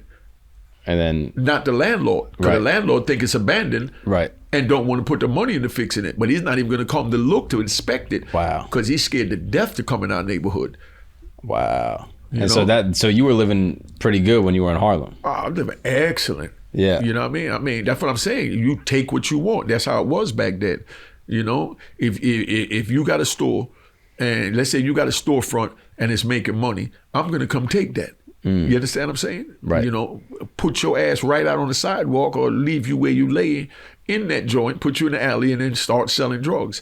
And when I said the first shootout we had, Uzi was coming to take our spot, but we fought back. You know what I mean? But let's say he would have shot, a couple of people and was able to get in the building, you know what I mean? He would have secured the door, locked the doors, and now we got to fight to come back in our own building. It's literally like war. It was war. Yeah. You know what I mean? He takes the spot and it's his now and he locks it up and secures it. Until somebody else come for him or you come back for him. Wow. And that's why a lot of times, like in the South Bronx, that's why they got so many burnt out buildings. Because they was fighting over it, and when people was getting ready to lose the building, they'd rather torch it before they lose it, and it's not even their building. You know what I mean? So that's why a majority of, New York back then was burnt out, especially in the Bronx, from a lot of the turf wars. Wow. I didn't realize that's how it was working. Yeah. And so you went from lookout, and then you kind of moved up to like runner. You were just kind of like running. To a pitcher. To a pitcher. What's a pitcher? A pitcher's one that sells it. Okay, They're gotcha. pitchers to drugs. Gotcha. He sells the drugs. Okay. You know, a runner is what y'all use nowadays in terminology. We talking about back in the 70s. Okay. You know what I mean? So you had pitchers, you know, what they call them pushers. You know what I mean? It'd be like the pusher man. Yeah. You know what I mean? You're the one selling the drugs, you know? But I mean, I wasn't selling no big drugs. I might get 10 bundles, 20 bundles, and it's 10 bags in a bundle. And off of, every bundle, which is 10 bags, I get 4 bags. You know what I mean? So if I get, 10 bundles, you know what I mean? I got 40 bags. You know what I mean? So at the early stages, how much were you making like in a day? About 6, 7 grand, 8 grand, a day. A day? Yeah. At like 15 years old? About 12, 13. Bro. You know? That is wild. And so what are you doing for a kid with no shoes in Jamaica for the first half of your life, and all of a sudden now, 8 years later, or 4 years later, you're making a legit salary, doctor's salary, a day? Yeah, I mean, but I didn't look at it like a salary. I mean, first thing I did was I went and bought me some more shoes. You know what I mean? Yeah. So shoes became a thing. I went and bought me some Clarks, some Bally's, and you know what I mean, some Adidas and my Pumas and my ponies and you know what I mean, and my slacks and you know what I mean, and my knits Gansey, and now I could afford to look good, feel good. What was that first thing you bought? Do you remember that feeling where you were like, oh my God, I got these. I always wanted this thing. Oh, the first thing I bought, I would say, was a big radio. You know those LL Cool J boom boxes, because everybody wanted them back then. You know what I mean? So because we had the little, like the school tape recorders if we had one, because they didn't even have the little Walkmans yet at this time. You know what I mean? But they had these big ass boom boxes that JVC had one that had 2 mics on the top. You know what I mean? Where you could actually mix with it. Like you could play a song and rap like karaoke, you know what I mean, with the boombox. And that was the best one back then, was like $475, $500, on 42nd Street is where we used to get them from. Because that's where they had all the electrical appliance stores. But that was the first thing I bought when I felt like I made it. And my older brother took it to Jamaica and traded that same $475 radio for a piece of land. Wow. Because the same way I treasured it here in America, somebody in Jamaica, to get that, it's like, oh man, I give you an acre, give me that. You know what I mean? That's type crazy. Thing, That's wild. So that was the first thing. You were walking around with it, bumping music? Yeah. I mean, my man carried it because it was too heavy for me. I was a kid. No, I'm saying, because this shit was like the size of this mic stand. It had 2 big speakers on it, 2 cassette decks, microphones coming off it, and it used like 8 or 10 what's that, D batteries. Right. You know what I mean? The big ones you got to slide in the back. Exactly. And the batteries alone is heavy. Right. You know what I mean? So, I used to just post up, where we was hustling at. We just played the music, the same way you Bluetooth the speaker now. Right. So you out there, you're playing your little Jamaican tapes and you hustling and drinking your white rum and, you chilling, smoking your spliff. And then, but how does that not make you a target? Because at this time, you're still young. Of course you're a target. That's what I'm saying. You're always going to be a target. But you're so young and you're much smaller, obviously. Like, what are you using other than having that gun with you? How do you protect yourself from just getting stuck up? Just like you said, I got my gun with me. If a nigga look at my shit funny, I fire it first. I was taught to fire first and don't ask questions later. I don't care who I hit, what I hit, or none of that, because I know I hit my target. Right. But whether he lived or died, I don't care, because he was not trying to kill me. Right. It's self-defense. And so how were you getting the product at that point? We at the time we was copping it from the Panamanians, up on Eastern Parkway. Okay. You know what I mean? Went to the Panamanians. They had the coke, the coke and the heroin back then. Or we was going over to the Lower East Side. If we went to Lower East Side, we got better quality. But it was more expensive? No, it wasn't more expensive. It's just that it was more of a dope area. You got to remember, Brooklyn, it was stick-ups. You know what I mean? It wasn't a hustle town. You know what I mean? The dope fiends left Brooklyn really to go to Manhattan, whether the blacks went up to 116th Street, and like the Puerto Ricans from Bushwick, they went over to Lower East Side, Alphabet City, which was right over the bridge, right where we at. Right. You know what I mean? By Delancey Street. This was the big dope area, like those projects they got over there, and when you go to Avenue A, D, and all that. Of course. Oh man, I had a couple of shootouts just going to see females in there trying to get out the building, because them dope fiends don't play, And then I'm wearing chains like this walking through the neighborhood, you know what I mean? they see it, they want it. You understand what I'm saying? So if they look at it, you bust them. Right. You know what I mean? You know, ain't nothing to argue about. Just like I said, when, you know, dude ass bet me, you know, when I was in high school and I went in his mouth and he wanted to tell me I didn't have a bet. We're not going to talk about if we had a bet. I'm going to show you I had a bet. Right. You know what I mean? So these guys were just, they see you walk up and immediately they're like, all right, you're on our turf. You have something I want. I'm going to get it. Yeah. They're gonna take it. But I mean, like I said, it was a dog game. Who's gonna protect you but you? You know what I mean? So if you don't want no problems, don't get a big chain. You understand what I'm saying? You don't want to go to jail, don't break the law. But you were cool with the problems though. You like the big chain. Yeah, man, it's a part of the hustle, man. I lost my brother. My brother got shot twice in the head. You know what I mean? And you know, I haven't even mourned him because, you know, he was a casualty of war. You know what I mean? That's something that could have happened to me and happened to a bunch of my homies. That's just what happens. You know what I mean? So it's like, you know, you don't cry over it. I mean, you just keep moving, you keep pushing because you still here. And now you got to show that it wasn't in vain by becoming something of yourself. And that's why I push forward. So my brother's death won't be in vain. But I'm not going to sit oh my God, I lost my brother. Nah, I ain't got time to do that type of mourning. Because when you're doing that, then you can't go get the bag. You can't protect your other family members if you're crying about this family member. So now you start making all this money, but you still live in Jersey. You're going back to see your family. Yeah, my family's still living in Jersey, but me and my pops didn't get along, so I really stayed over here in New York. Like I lived in Herb Gates, and apartments that were selling weed was my house. Gotcha. You understand what I'm saying? Or my cousin's, you know, dope spot in Brooklyn. You know what I mean? You know, and, you know, I go over there when I want to see my brother and see my, you know, my sister. And, you know, you just stick and move. And what do they think when you're 13, 14 years old, making $5,000 a day? You got the boombox. Do they know what's up? Are you throwing money to them? Like, how does that work? Yeah, I'm giving them money, but I mean, it's not like, it's, you know, I'm hustling. That's all they call it. It's natural. It's nothing, you know, superficial.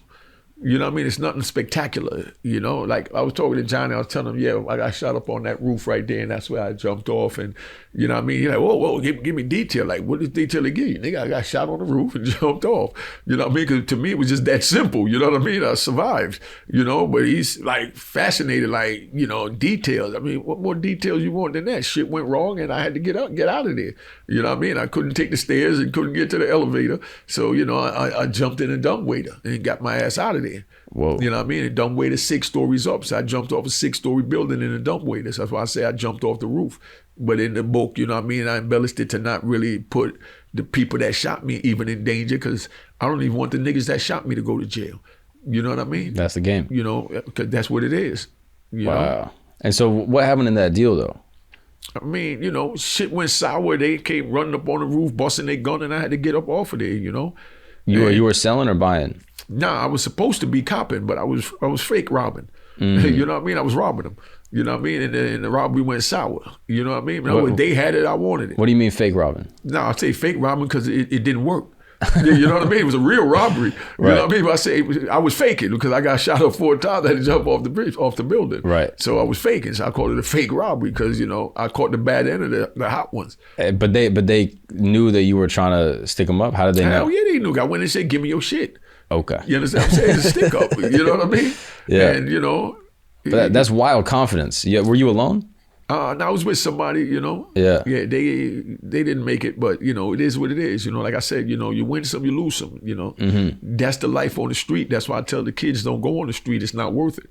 You know what I mean? At all, it ain't worth it. You know what I mean? I done had 30 cars at one time. I owned a big-ass club with selling 25 keys a day. I had all the jewelry, all the women. A house in Miami with swimming pool, jacuzzi. Bought my mother a house, big 750 BMW, big store. I did everything you could dream of before I was 30 years old, you know? And then I had to sit in jail for the same amount of time, for 27 years. Yeah, that come up is crazy. So you start making $5-6 a day. You're going back home, giving money to your family, helping them out. Yeah, but that money is, you got it, you spent it. Because like I said, I'm a kid. Nobody said, oh, save this, put this up for later, invest in this. You wasn't taught that because the money, it's like the money was never going to end because the city was never going to end. Right. Meaning the police was never going to try and stop what you're doing. Right. So you feel like you could just sell drugs forever. You didn't know 2023 was going to come. Right. Put it this way, I'm going to put it better. You didn't know Giuliani was going to come. You know what I mean? Right. No, because that's who... Fucked the whole thing up. Yeah, for us, but he tightened up the city. Right. And it's a shame how he went out now. But, you know, Giuliani, when he came in, the first thing he did, I was in ADX when he came in Supermax, me and Delroy Uzi. Mm-hmm. You know what I mean? And me and him used to laugh at that because he used to get the New York Post and they were putting it in there. You know, Giuliani... when the first thing he did was put 100,000 police on the streets in New York because there wasn't enough police. Right. You know what I mean? So first they put 100,000 police, so now you got police on every street corner. Of course. So now they on foot could see. Before they used to drive through. You drive through Harlem, you're not going to see nothing other than the building. You're not going to see what's happening on the ground floor. And that's what the police did. They drove through, they didn't see nothing but the buildings. Right. They didn't see what's on the ground floor, didn't care about it. All they wanted to make sure is that, you know, the tourists was safe when they drove down the street. Mm-hmm. But if you shoot each other on foot, cool. But if you go shooting across the street and you hit one of these tourists, now your whole neighborhood is a target. Yeah, and it blows the whole block up. Yeah. I'm curious, tell me what happened. This happened to me one time. I was about to do a comedy show. I was like near Harlem, and I'm standing in front of a building like on the phone. And I'm just dressed, however, and this Puerto Rican dude walks out and he's holding like a pit bull. And he walks up to me and he goes, "Hey man, you can't stand on this block." Yeah, he hustling. He letting you know. And I was like, "What do you mean?" He goes, "You can't stand here, bro. You gotta go. You gotta go somewhere else." Yeah.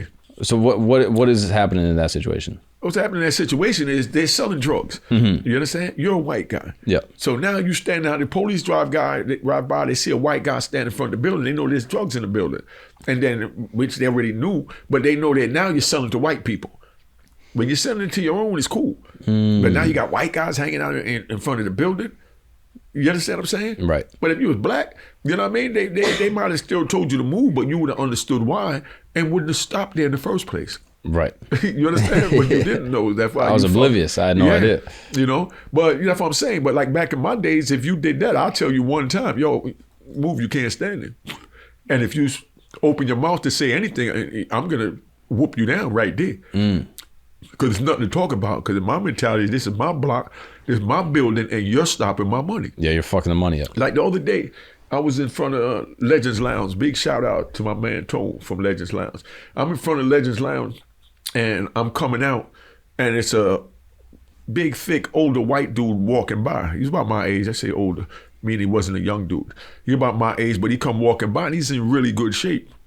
But it's white, you know, and we're in Harlem. And we're walking to each other, and he don't want to move out the way. You know what I mean? Like he's walking like I was supposed to move out the way. You understand? But his mentality is he lives here now. You understand? And this is his neighborhood too. And my mentality is not, this is my neighborhood. When I walk down the street, you move out the way like Moses parting the Red Sea. You know what I mean? So when he got close up to me, you know, I pushed him out the way because we was going to bump into each other. And he saw me and he knew what he was doing. You understand what I'm saying? So right there, okay, now you want to fight. So let's get it on. And he's like, "Where'd you put your hands on me?" I said, "Yo, you see me? You trying to bump into me?" You know what I mean? And he went to say something, and my man grabbed me, and I just turned around and I walked away. He's like, "Yo, you was different now." You understand what I'm saying? Meaning you're walking into me, so you're telling me you want a problem. Right. Then I give you a problem, and now it's a problem. Right. Stay in your lane. You understand what I'm saying? Yeah. You might walk down the street every day and walk the same way. You know what I mean? But when you run across the wrong person, you know to move out the way. You back in the day, though. You know? Man, I would just smack the crap out of him right there and stomped him out. Yeah. You know what I mean? But, you know, I say all that to say that, you know, because like I said, if I'm walking in the suburbs, right? If I'm walking in the suburbs and a white guy's coming down the street and I'm walking up and down the street. You understand what I'm saying? I'm going to step aside because this is, you know, it's common courtesy and this is his neighborhood. You understand? But this dude deliberately walked up like I'm not moving, like playing chicken. So that's the only reason why I pushed him. I wouldn't just go around pushing anyone. Yeah, of course. But he wanted a problem. You know, and that's why I tell people, they say, "Oh, New York is safe." You got aggressive people like me that's out here. I just have common sense. Right. You understand what I'm saying? But there's a lot of people that don't. And you don't want to run across those. And I don't want to run across those because, you know, I bleed too. Yeah, and at this point, you're like, I don't want to keep on getting into scuffles. Yeah, it's not even a scuffle. You know what I mean? You know, a murder. Right. And I don't want to get killed. Right. Because it could go either way. You Because a young kid walking down the street, and because I'm old and I'm walking like if I own the street, and here come a young kid walking up, and then, you know, I go push this kid out the way and he pulls out one of them big ass guns with their extra clip the size of your arm and shoot you and everybody around you. You know what I mean? And I brought that on myself. So it's just respect. Right. You understand? You know, I know that I might run across somebody like me. So if I'm walking down the street and I see somebody have that passage, you know what I mean, and we're getting ready to bump each other, I'm going to step aside because he was already coming straight down. Now, I went to get around traffic and now I'm facing him. So what, I'm going to expect him to move? No. Then what if he says, you know, what I did and he decided to push me? What if he decided to just pull out a gun or a knife and stab me? Yeah. And these are the things you have to think when you're out there dealing. You understand? And that's just the way it is. Like, yeah, because the only reason why I even pushed the dude, because I mean, I'm just running it back in my mind now, is because he actually saw me and had plenty of time to get out the way. I didn't have no room to get out the way because there was people on both sides of me as I'm walking. But he he had to stand aside and let all of us walk that was going by. But he tried to like walk through us. Yeah. You know what I mean? I mean, don't put yourself in a situation you can't handle, man. Right. You know? And so that's just the way it was. Like coming up, you're on the block, playing music. And cops never came around ever? That was just, you never saw them. That's just what it was. They drove by, but they never got out. And then you were just selling to people on the block. Huh? You were just selling to other people on the block that you knew? Nah, people came from other neighborhoods. Some drove in, some walked in, some took the train, some took the bus. You know what I mean? They came from all over, but the police didn't care. Drugs was never a problem in America back then until, you know, violence was number one. When violence came, the feds came. You know, I had like 3-4 murders on my case. Not me, but there was 3 or 4 murders on my case. And that's what brought the feds in the neighborhoods I was in, you know, or my brother was in rather, that we went down. You know what I mean? Because of the violence. Right. You know what I mean? And the second one is when white people come. Right. You know what I mean? When white people come in a black neighborhood, police is gonna, no, now you're violating. Kill each other. You know, poison each other. Ruin each other's lives. But don't ruin our white people's lives. And that's how the mayor sees it. That's how the governor sees it. Yeah. You understand what I'm saying? That's how they all seen it. They knew what was going on 116th Street when they had the cheese lines from way back during Bumpy Johnson and Frank Lucas days. They knew what was going on, but they didn't care because it was blacks, you know, poisoning blacks. It was Puerto Ricans, you know what I mean, in Alphabet City, poisoning Puerto Ricans, so it was good. You understand? Prime example, from what I've seen, I might be wrong, so your viewers could correct me and put it in the comments. Up in Boston, right when I was locked up, I told you Uzi used to get the newspaper, and they used to show, they had a park in Boston where all the people used to congregate and live in there and just shoot dope. And it was right across from the courthouse, if I'm not mistaken. And they out there, even the people that worked at the courthouse would go out there and sit in the park and shoot dope where everybody seen them shooting dope. Police and everybody, and they never did anything about it. You know what I mean? But that was because it was their own. You understand what I'm saying? And it was white people too. Right. But it was their own. And they knew they had a problem. Just like Obama. Everybody's crying about this Obamacare, you know, when it first went in. Remember when Donald Trump went in first? He tore apart everything Obama did. Yep. You know what I mean? And he went after the Obamacare. You know why the Obamacare survived and they couldn't get rid of it? Because Obama worked in the Suboxones, you know, which is the new methadone, to get people off of those opioids. You know what I mean? Right. That was the new methadone. So it's the white people, you know what I mean, that was on heroin in the white neighborhoods, meaning in Utah, Montana. Right. You understand? Doing pills, doing opiates and stuff like that. And their parents is the ones that was voting. You understand what I'm saying? So, and they was Republicans. Right. You know what I mean? And they didn't like Obama either. But they didn't want to get rid of Obamacare because they needed those Suboxones to take care of their kids that are hooked on. To take care of their kids. So yeah, screw the, you know, excuse the language, screw the nigga Obama. You understand what I'm saying? You know, tear apart everything he did, to rip apart every, you know, the whole history of what he ever did. But, you know what I mean? Don't touch that Obamacare because little Johnny is on fentanyl. That's what they're all thinking. No, that's because it's worked into it where they don't have to pay for it. Right. And don't forget, they're poor too, living below the poverty line. Yeah, of course. They just can't afford to buy Suboxones. Right. And Obama gave it to them. Right. You know, those same Suboxones, they gave out like 30, I think it was like 30 a month. You're supposed to take one a day. You know, starts at like maybe N12 and work their way down. But like the N8s is like, you know, when you come off it, because you take it like you take an N12 and you feel like, you know, like you shot up 20 bags of dope. And this is government given. Right. But then you take the N8 and it just gives you a high like if you just shot some dope. So you get the N8 in the prison where they giving out 30 free a day, you know what I mean? 30 free a month. They take those they take those same joints and then they sell them back for like $75 for the 30. That's in prison? No, on the street. Oh wow. 75 for the 30. So we'll get our girlfriends and our homeboys to go buy them from the people that's getting it from Obamacare. And then they'll send it to the prison. And now when it comes into prison, each one go for as little as $100 a piece. So 30 of them, you're talking about $3,000 easy. Wow, just from one. Yeah. And so that's how you're getting heroin into the prison, or like getting the product into the prisons. Getting the heroin high in the prison. Yeah. Because they give you the same high as heroin, but it's not heroin. Right. And that's why the people that get it, they'll sell it to go buy real heroin. But they just get on the Obamacare to get it for free. That's crazy. There's like somebody get Obama phone just to sell it. They don't even want it. They already got an iPhone 14. Yeah, of course. But it's free. It's free, and then they'll sell it and make it $80. Right. You understand? Yeah. But if you get that same phone that costs $80 in prison, that's $3,000 for a phone in the prison. So there's real money that you can start making.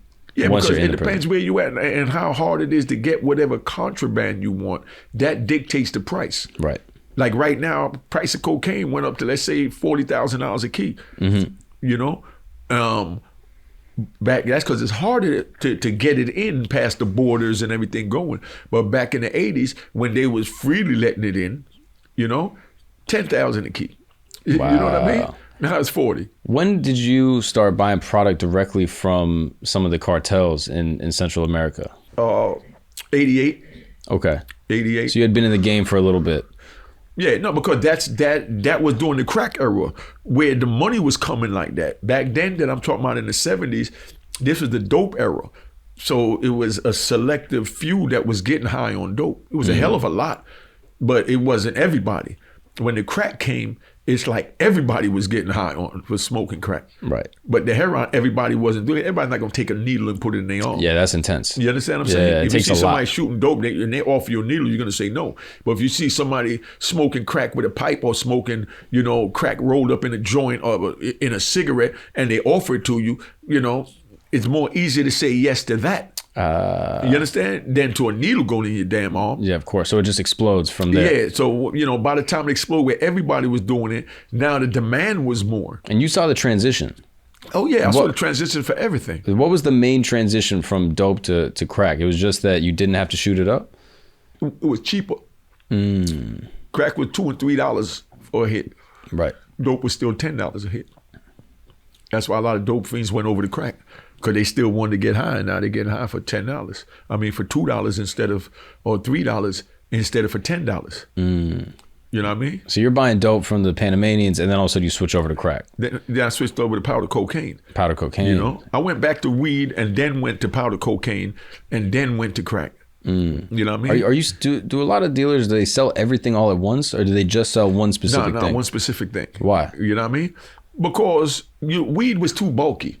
So a lot of people didn't want to mess with it. You know what I mean? You had to get 50 pounds to make what you'll make from 1 little kilo. Right. You understand what I'm saying? So you got to keep it somewhere. Like you got to transport it. It's just too bulky. I mean, you know, Yeah. just try to move 50 pounds around or store 50 pounds. Yeah, of course. And you know what it smells like when you got 50 pounds under a roof? Most there's 1 kilo under a roof. Gotcha. And it's in a plastic bag already. So you didn't really mess with weed for that reason? No, I mean, I mess with weed. I used to sell weed. But I went to coke for that reason. Gotcha. Because it was more money. And I wanted to convert into dope as far as, you know, buying wholesale dope and cutting it up and all of that myself. But nobody would teach me because my mentality was too strong, where they knew I would have took over the game, and my money was too long in the coke money. So they're like, if we teach you how to sell dope, how to cut dope, you know what I mean? Nah, you know, I'll be working for you. Right. You know what I mean? So they wanted to keep you out. Yeah, most definitely. Dope was an elite circle. You know what I mean? Oh, so you got to get like almost tapped to get into it even. Yeah, to get the connects, to learn how to really cut it the way you're supposed to. And then when other people started getting in it and, you know, was trying to figure out how to cut it, that's where a lot of people was ODing, like how you see a lot of people dying from fentanyl now. Right. You know, it's not getting cut properly. Yeah, you know what I mean? Because you got to know the right amount of mixture. Right. So that it's not an overdose. Right. Because the more people that are overdosing. I know one dude that put a bad batch out there and 18 people died. You understand? From one bad batch. And that fucks up everyone's money. Because you see 18 people die, the police are there. No. But the 18 people that died, there was another 18 trying to find out where he got that dope from. Right. That just means his system wasn't strong enough. But they feel their system is strong enough. Right. And so as things are transitioning, now how do you even get in? How do you get into the Coke circle? Well, you could get it from any street corner. The whole Washington Heights. You drive up any block, 160th, 158, 156, you drive up any block and you got about 20 dudes out there selling drugs. So it's not hard to get it. You know, it was so accessible. You could walk out your door and say, I need to get some money to get some sneakers and go buy a gram. You know, cook the gram up and sell it and make $400 or $500 off that, you know, gram you just paid $30 to $40 from. Right. Now you got a whole outfit for that $30, $40 in 20 minutes. Right. You know what I mean? And some people had the willpower to say, well, I got my outfit, I'm good. And you got some people said, I want more. And you get addicted like me. Right. Because I had way more than enough to stop. Plenty of times, you know. But, you know, as I was getting it, I was spending it. You know what I mean? Let me buy this house. Let me buy these 2 Mercedes. You know what I mean? Let me go buy this truck. You know what I mean? Yeah. You know, let me go buy this, you know, this chain for, you know, 80,000. You understand what I'm saying? It was like that. Yeah, you know, and I know I'm going to make it back.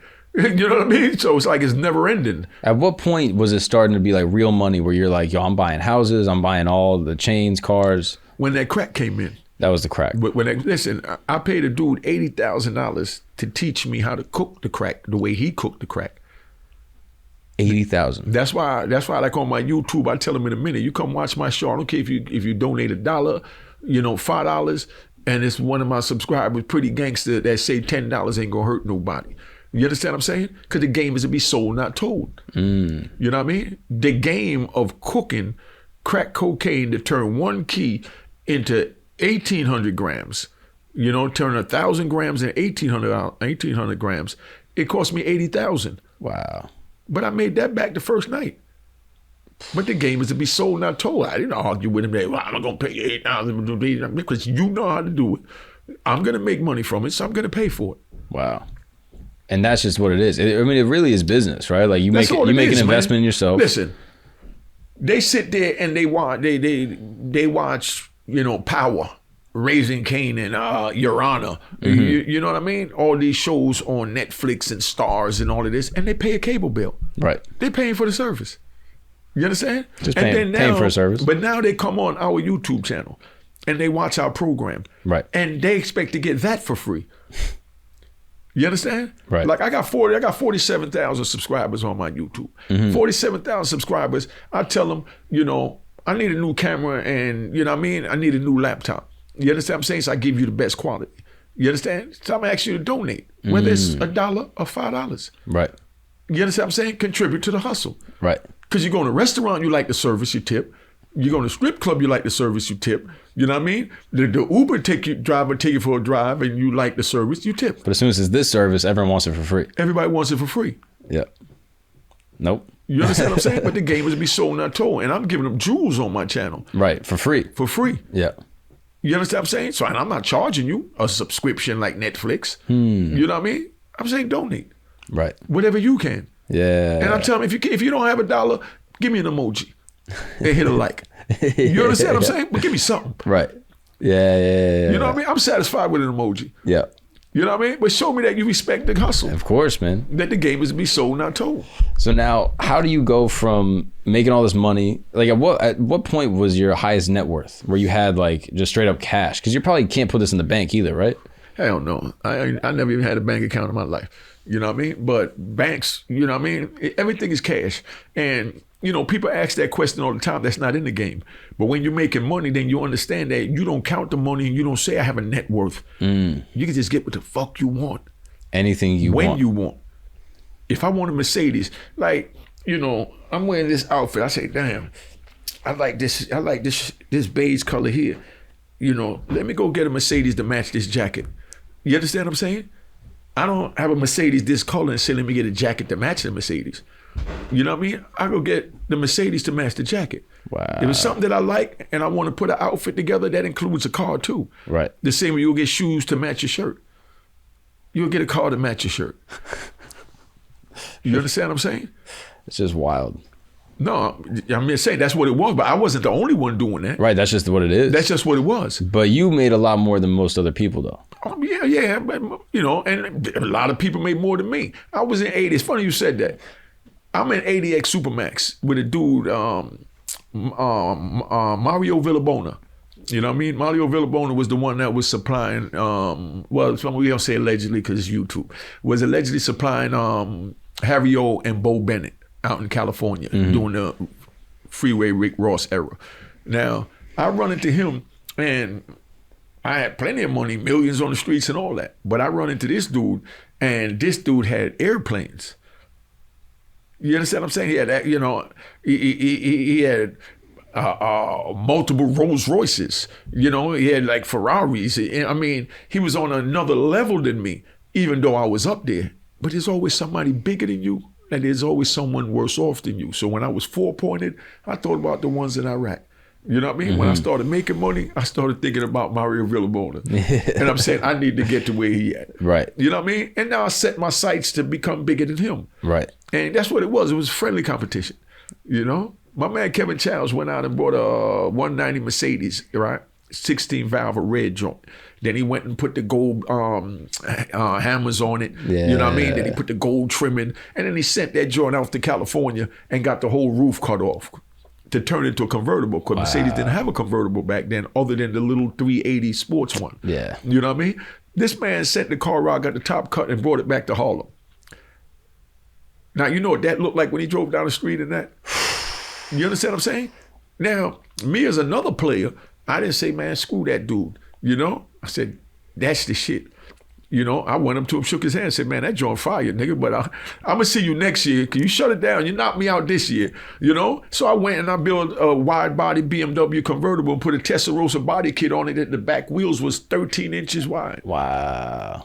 The front wheels was like 8 inches. You know, where you could put your girl's foot in your front rim and you could put your foot in the back rim before you even hit the rim.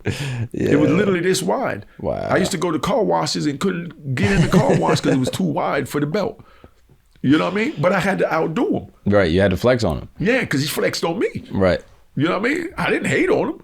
You know what I mean? You just had to play the same game. I went to flex back and you step your game up. Whoa. You understand what I'm saying? And you know, and that's where it is. That's why I said, like, you know, you say net worth. Man, we get what we want to get. So, and we didn't have a bank account to say I got this. You put $1 million over there, $1 million over there, 800,000 here, 600,000 there, 700,000 there. You just know you got access to that when you want it. And where do you keep it? Like just apartments, you know, friends' houses, girlfriends' houses. Got you. Just wherever. Like, how you're in the suburbs, I might bring you $2 million and say, yo, hold this for me. I'll hold it for you. And you go put it in your garage. Right. You understand what I'm saying? But how do you keep them from just kind of taking a little bit off the top? Yeah, because they can take what they want to take. You give them what they want to get. They get paid to hold it. Yeah. They the bank. The same way you pay your interest with the bank, you pay your interest and you give your money to somebody home. So if I take somebody $1 million and I say, yo, here go 100,000, I need you to hold this for me. He's not going to say no. And he's not going to touch, you know, the other 900,000. Right. You understand? It's going to take what you give him and he's happy as hell for that. Right. He doesn't have to do anything. Yeah. And no one knows him. And no one knows it's there. Wow. Just when I need it and I tell you to bring it, you bring it. Right. You know, and that's it. You know, meet me on the block. I got a cop. You know, nigga pull up with a little whole buggy with the $1 million in the trunk. You know what I mean? You throw them a duffel bag in the back and you go cop. And were you dealing with like $1 million duffel bags? Yeah. You know, like me, listen, if a person wasn't buying 20 keys at one time from me, I wasn't selling to them. Wow. You understand what I'm saying? And how big is a key again? A key is like this, like a half encyclopedia. Oh, like that's just a kilo. That's a kilo. Okay, gotcha. That's 1,000 grams. Gotcha. You got about 20 of those. 20 kilos? Yeah. You know what I mean? So when I go on a block, you got 30, 40 people hustling. You understand what I'm saying? And everybody is buying, you know, 9 ounces, half a key, buying whatever. So I'm not going to go on a block and deal with 50 or 60 different people.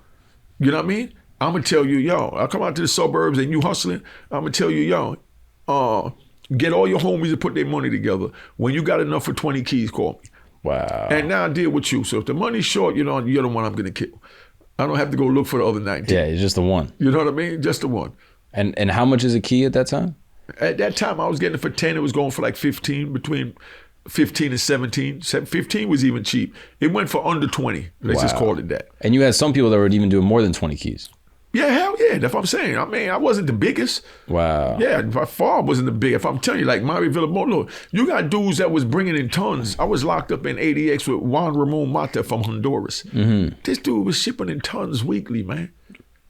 You know what I mean? I'm selling a little 25 keys a day. That ain't shit. But to these still, little YouTubers or something. You know what I mean? But during that era, that wasn't shit. Wow. You understand? Because my little 25 a day, I know other homies that was selling 100 a day. Wow. You understand? But they didn't know them, but I knew them. So they looked at me like I was the biggest from where they was at. But now I'm looking at my man selling 100 keys. So I'm looking at him like he's the man, but I know there's somebody above him that's bringing that ton in. Yeah, it's all relative. You understand what I'm saying? Because there's always somebody worse off, like I said, you know, like in Iraq getting bombed or being full-pointed in prison. You think of the people in Iraq. Of course. So when you out there on the street, you know, you selling, somebody selling 100 keys, you selling 25, you know, somebody else is selling 500 keys. Right. And then you know? You don't count it. What was the cartel that you were working with to actually The Cali cartel. That was the Cali cartel. Yeah. And they were in Mexico? No, it was right here in New York. Oh, really? You know what I mean? But it was in Queens. They couldn't come over to Washington Heights where I was at, you know, because Escobar ran that. And if they came anywhere near there trying to pick a customer off or sell something over there, he didn't do nothing to them. He just went back to Colombia and killed their family members and let them stay here and suffer. Oh, so the Cali cartel were Colombians living... They both was Colombians.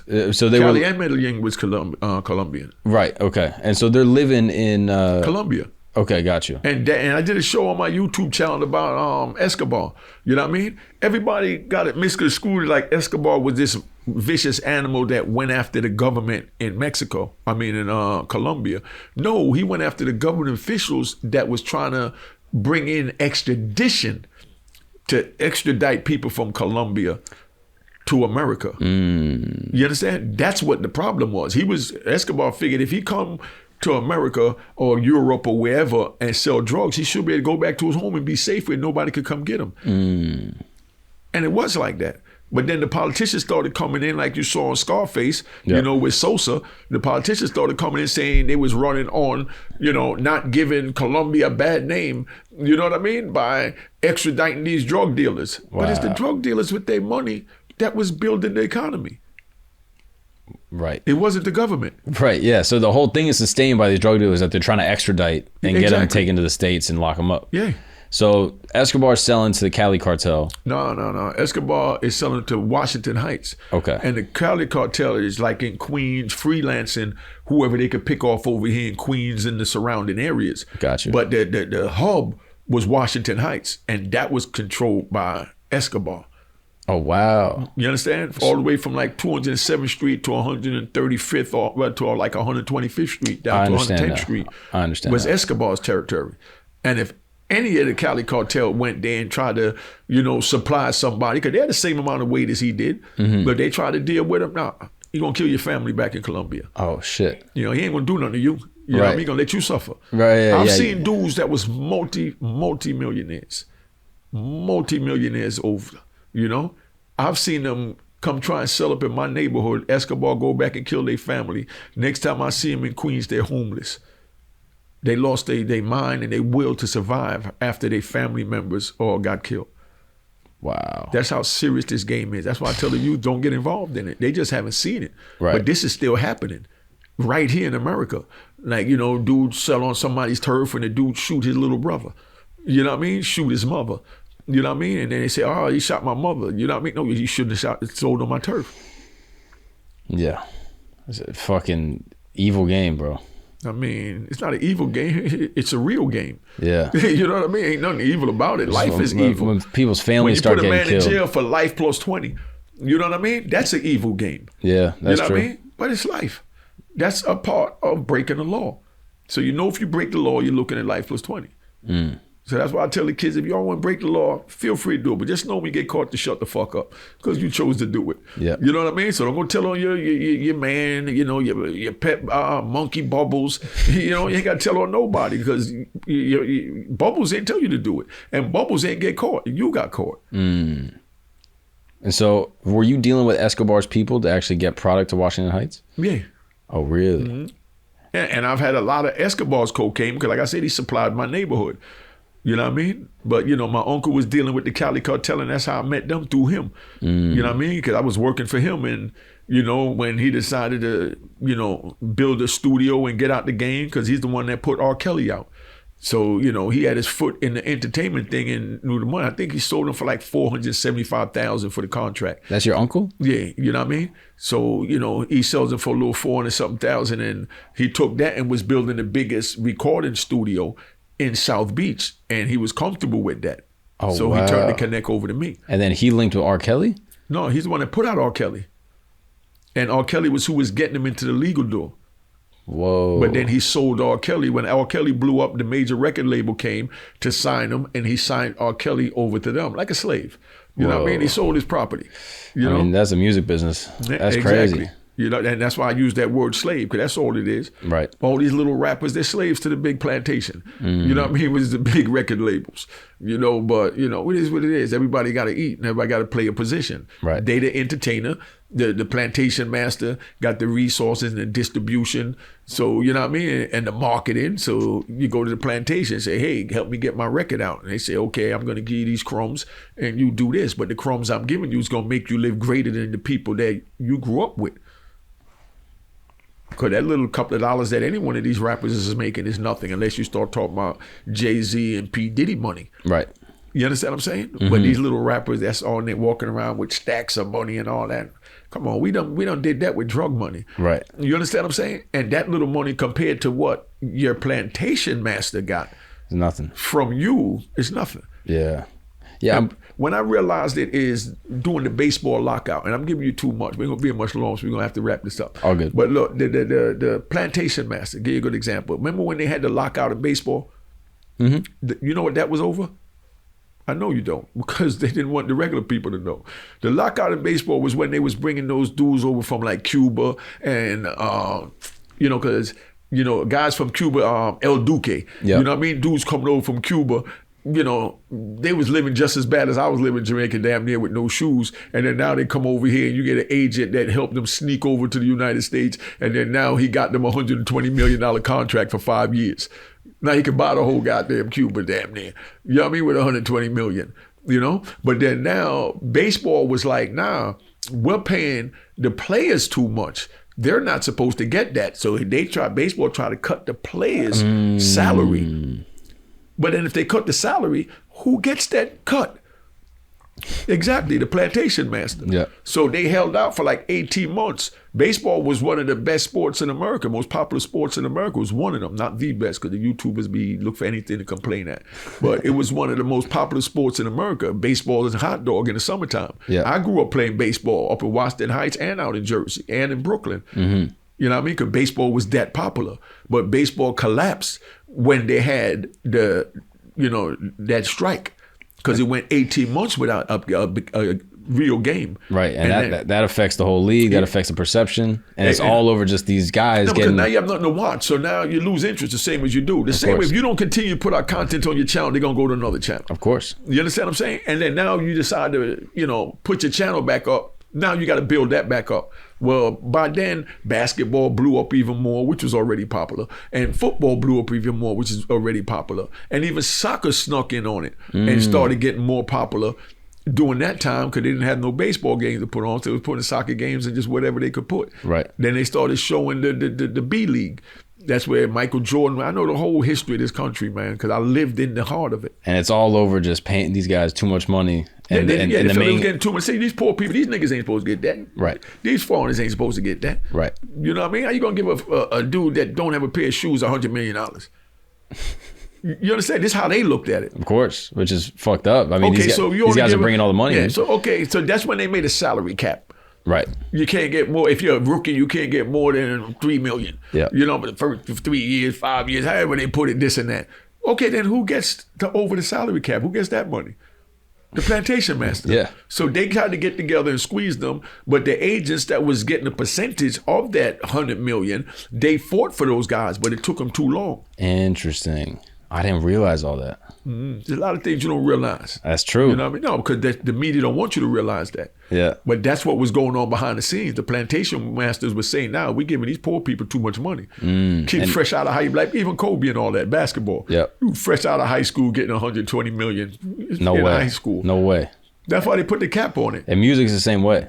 It all works And the same that's way. exactly what I was talking about. These rappers go up there and they give them a little $2-3 million, $5 million signing bonus, but they're gonna make $100 million off of them. Yeah. And that's why now the rumor is they're allegedly getting these rappers killed after they start making money. You know what I mean? Because now they're worth more dead than alive because they own the catalog. That's the salary cap. That's the salary cap. Crazy. You know what I what, mean? what do you think the relationship is with like now with rap music and the drug game? Like, do you think it perpetuates? It's always gonna be the same. The drug game is the fuel. You know what I mean? For the rap game. You know what I mean? Because the rappers is talking about what the drug game is doing. Right. The drug game is not talking about the rappers are doing. We don't give a crap about the rappers. Right. You understand what I'm saying? But they give a crap about us. They want to know what we wearing, what we're saying, what we're drinking, what we're smoking, what girls we screwing. You understand? What the girls in our neighborhood is dressing like. You know? Not what Kim Kardashian is dressing like. Because they're not creating their own fashion. They're watching the people from the dope game and getting their fashion from them. You understand what I'm saying? Yeah. And the time that you were living in like the Upper West, like kind of like Washington Heights area, that's also like the birth of rap music. It is the birth, and I created a lot of that. You know what I mean? I had Club 2000. Right. You know what I mean? Club 2000 was, the only club we had uptown in New York, for blacks, hip hop, rap. And I had Bismarck up there, Red Alert, Funk Master Flex, been up in there, Queen Latifah, Naughty by Nature, Andre Harrell, Puffy, Mary J. Blige, Father MC, Everybody. SWV, Ant Brand Nubian, Black Sheep. I could name names all day. Onyx, you know what I mean? All of them was on my stage. And they were coming through the club. And this before they even started. Yeah, just coming up. Yeah, so they had to come to my people. Because what my people do, meaning, Harlem, the Bronx, Brooklyn, what the streets do, what we do is what dictate, you know what I mean? What the world do. They come up there and I'm wearing this sweater, you know what I mean? That button up fly shit, you know what I mean? I got the joint like this. Next thing you know, you're going to see Big Daddy Kane wearing a button up like this on stage or on a photo shoot, But he'll never tell you, I see Unique wear it. Do you get mad if rappers bite the dope dealers shit? Nah, for what? You know what I mean? That's why we do it. We're trendsetters. Everything I'm saying is factual. Ain't nobody gonna dispute nothing I say.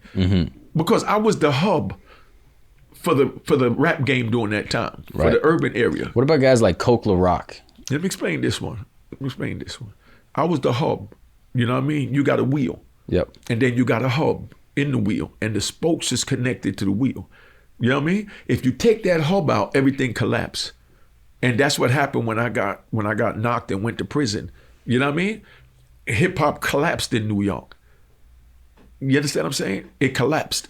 And that's what opened the door for like Atlanta with Little John and, you know what I mean, in California. And then, like how now when Big Meech went down, he was the hub.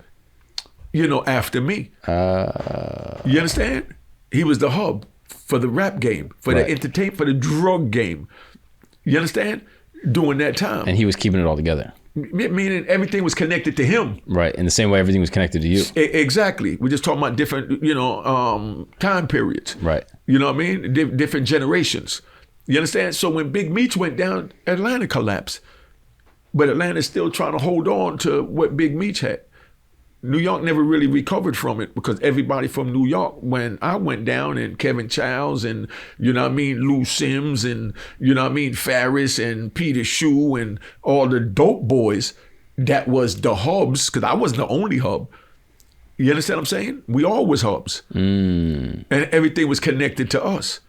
And so how did the guys that came up in like the 90s, they recover from that hub getting cut off? No, that's my era. that got from the 90s. I'm from the 80s and 90s. Right. Early 90s. I got locked up in 93. That's right. So, You know what I mean? so like Biggie and Jay-Z. No, they came after me. That was the next generation. Got you. So they fell under the Big Meech thing, even though Meech came a couple of years later. But I was already gone a decade. You understand what I'm saying? But had you not got jammed up, those would have been connected to your hub. If I wouldn't have got locked up, I would have been the puffier Jay-Z of today. And they knew that. That's why they grabbed me. You understand what I'm saying? They knew what they was doing. They grabbed all of us they knew was going to take over. Right. Cut the head off. Cut the head off.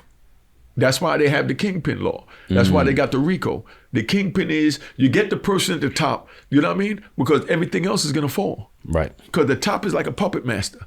And when did you know it was all over? It was never all over. You know what I mean? Because if it was all over, I wouldn't be sitting here talking to you. That's a good point.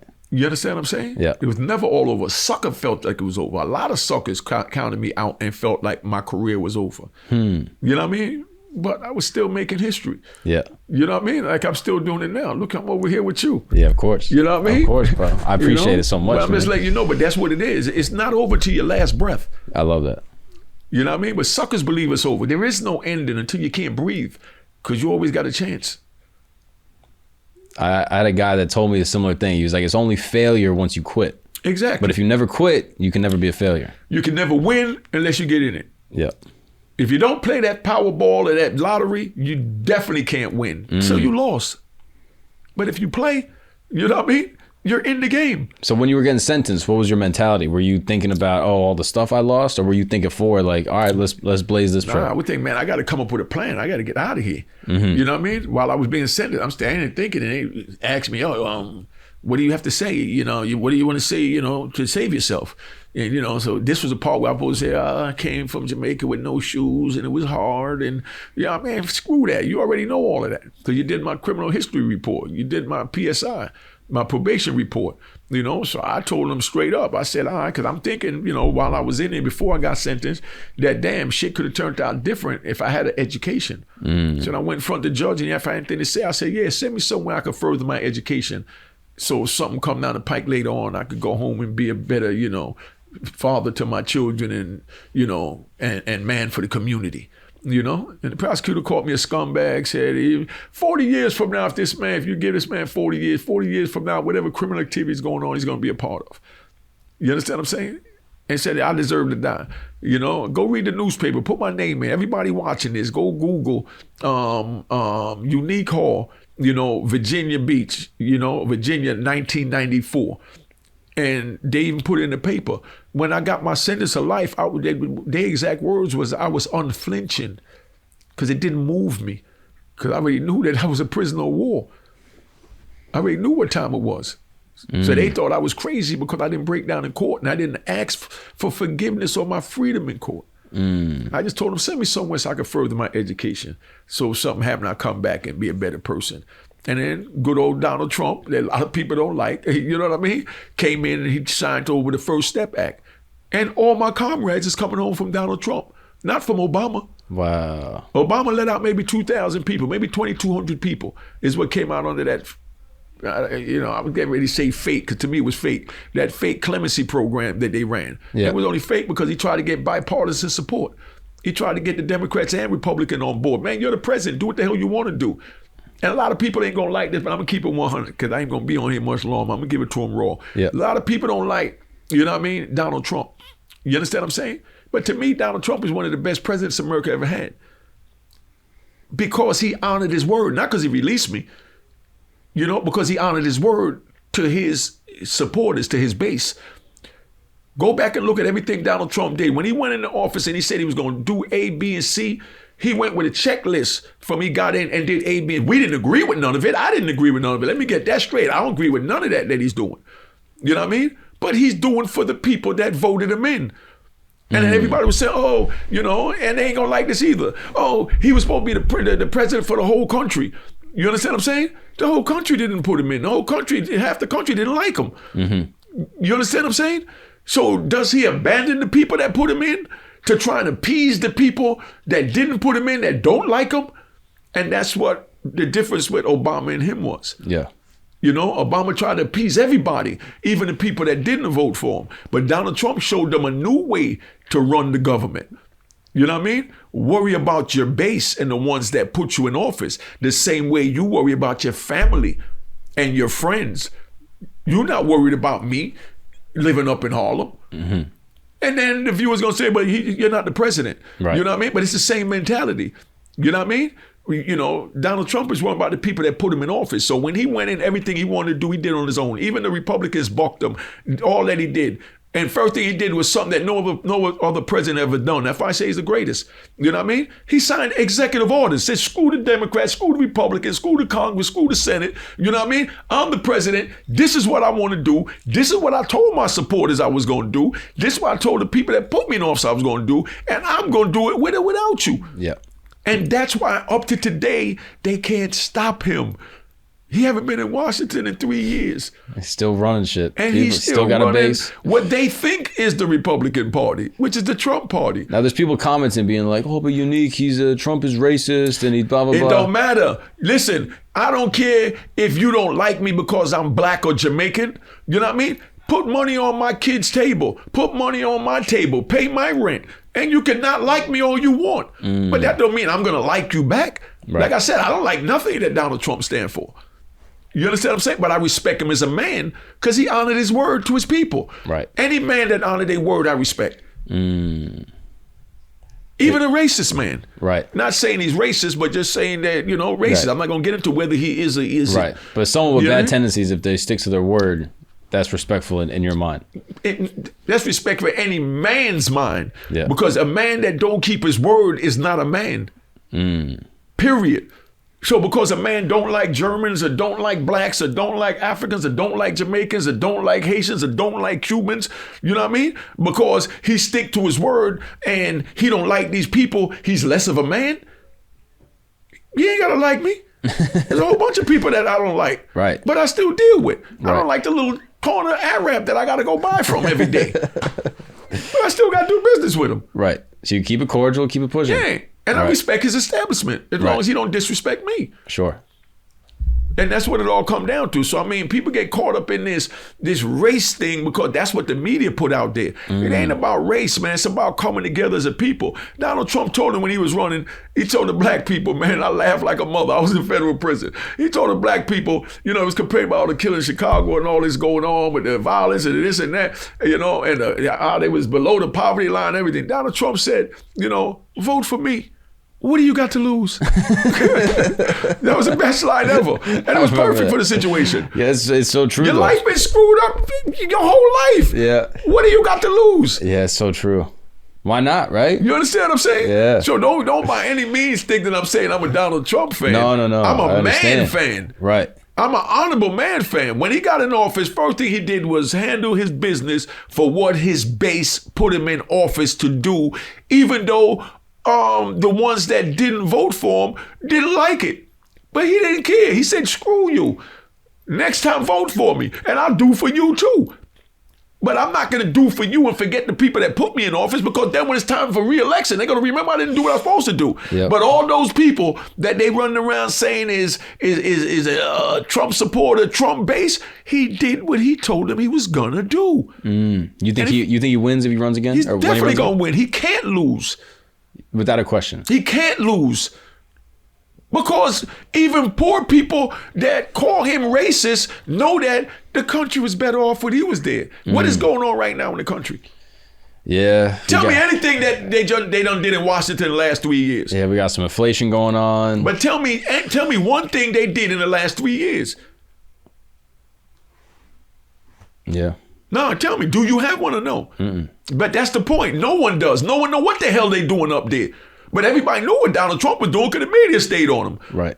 You know, but when regular Washington is up there, you know what I mean? They keep all that hidden from us. But Donald Trump is up there, they say, oh, he's doing this for the white people. He's doing this for the supremacists. He's doing this for that. But that's the same thing that they're doing now. But they're just not publicizing it. Yeah, it's just quiet. Exactly. Yeah. And what he did was expose both parties to get the people to see that both of them, you know what I mean, was the same. They didn't care. Yeah, that's kind of how I feel. I look at these politicians, I'm like, I feel like they're both racist. But I feel like they both don't care about poor people. That's what Donald Trump pointed out. Yeah. And that's what they don't like. That Right. he tore apart Washington by exposing The bullshit. the bullshit. And you could, call him racist, call him whatever. Like I said, I'm not going to get into if he's racist or not because I don't even care. Right. You know what I mean? Because, I dealt with Barry Mills in ADX. You understand what I'm saying? The leader of the, they're in the Brotherhood and all that. Right. I dealt with them. You know what I mean? He didn't have to like me. All he had to do was respect me. And I'm good with that. Did he respect you? Yeah. Y'all are cool. Yeah. Wow. You understand what I'm saying? It's respect. Right. But I don't agree with his views. Of course not. No, and he don't agree with mine. But we could agree to disagree, but we must respect each other because then you have a problem. That's a good lesson. I do think that in the current generation, there's a feeling that everyone has to agree and everyone has to be on the same page with everything. And that's what the problem is. And it's not going to happen. It's not going to happen. And that's why when Donald Trump went in there, he went in there and said that this group of people in America voted for me. I promised this group in America I was going to do something, and that's what I'm going to do. You know what I mean? And when Obama went in, this group of people voted for him. And then, this group of people didn't. And then now was a chance for the first black man in history to become a president. You know what I mean? Now he could be the Abraham Lincoln to free all the slaves.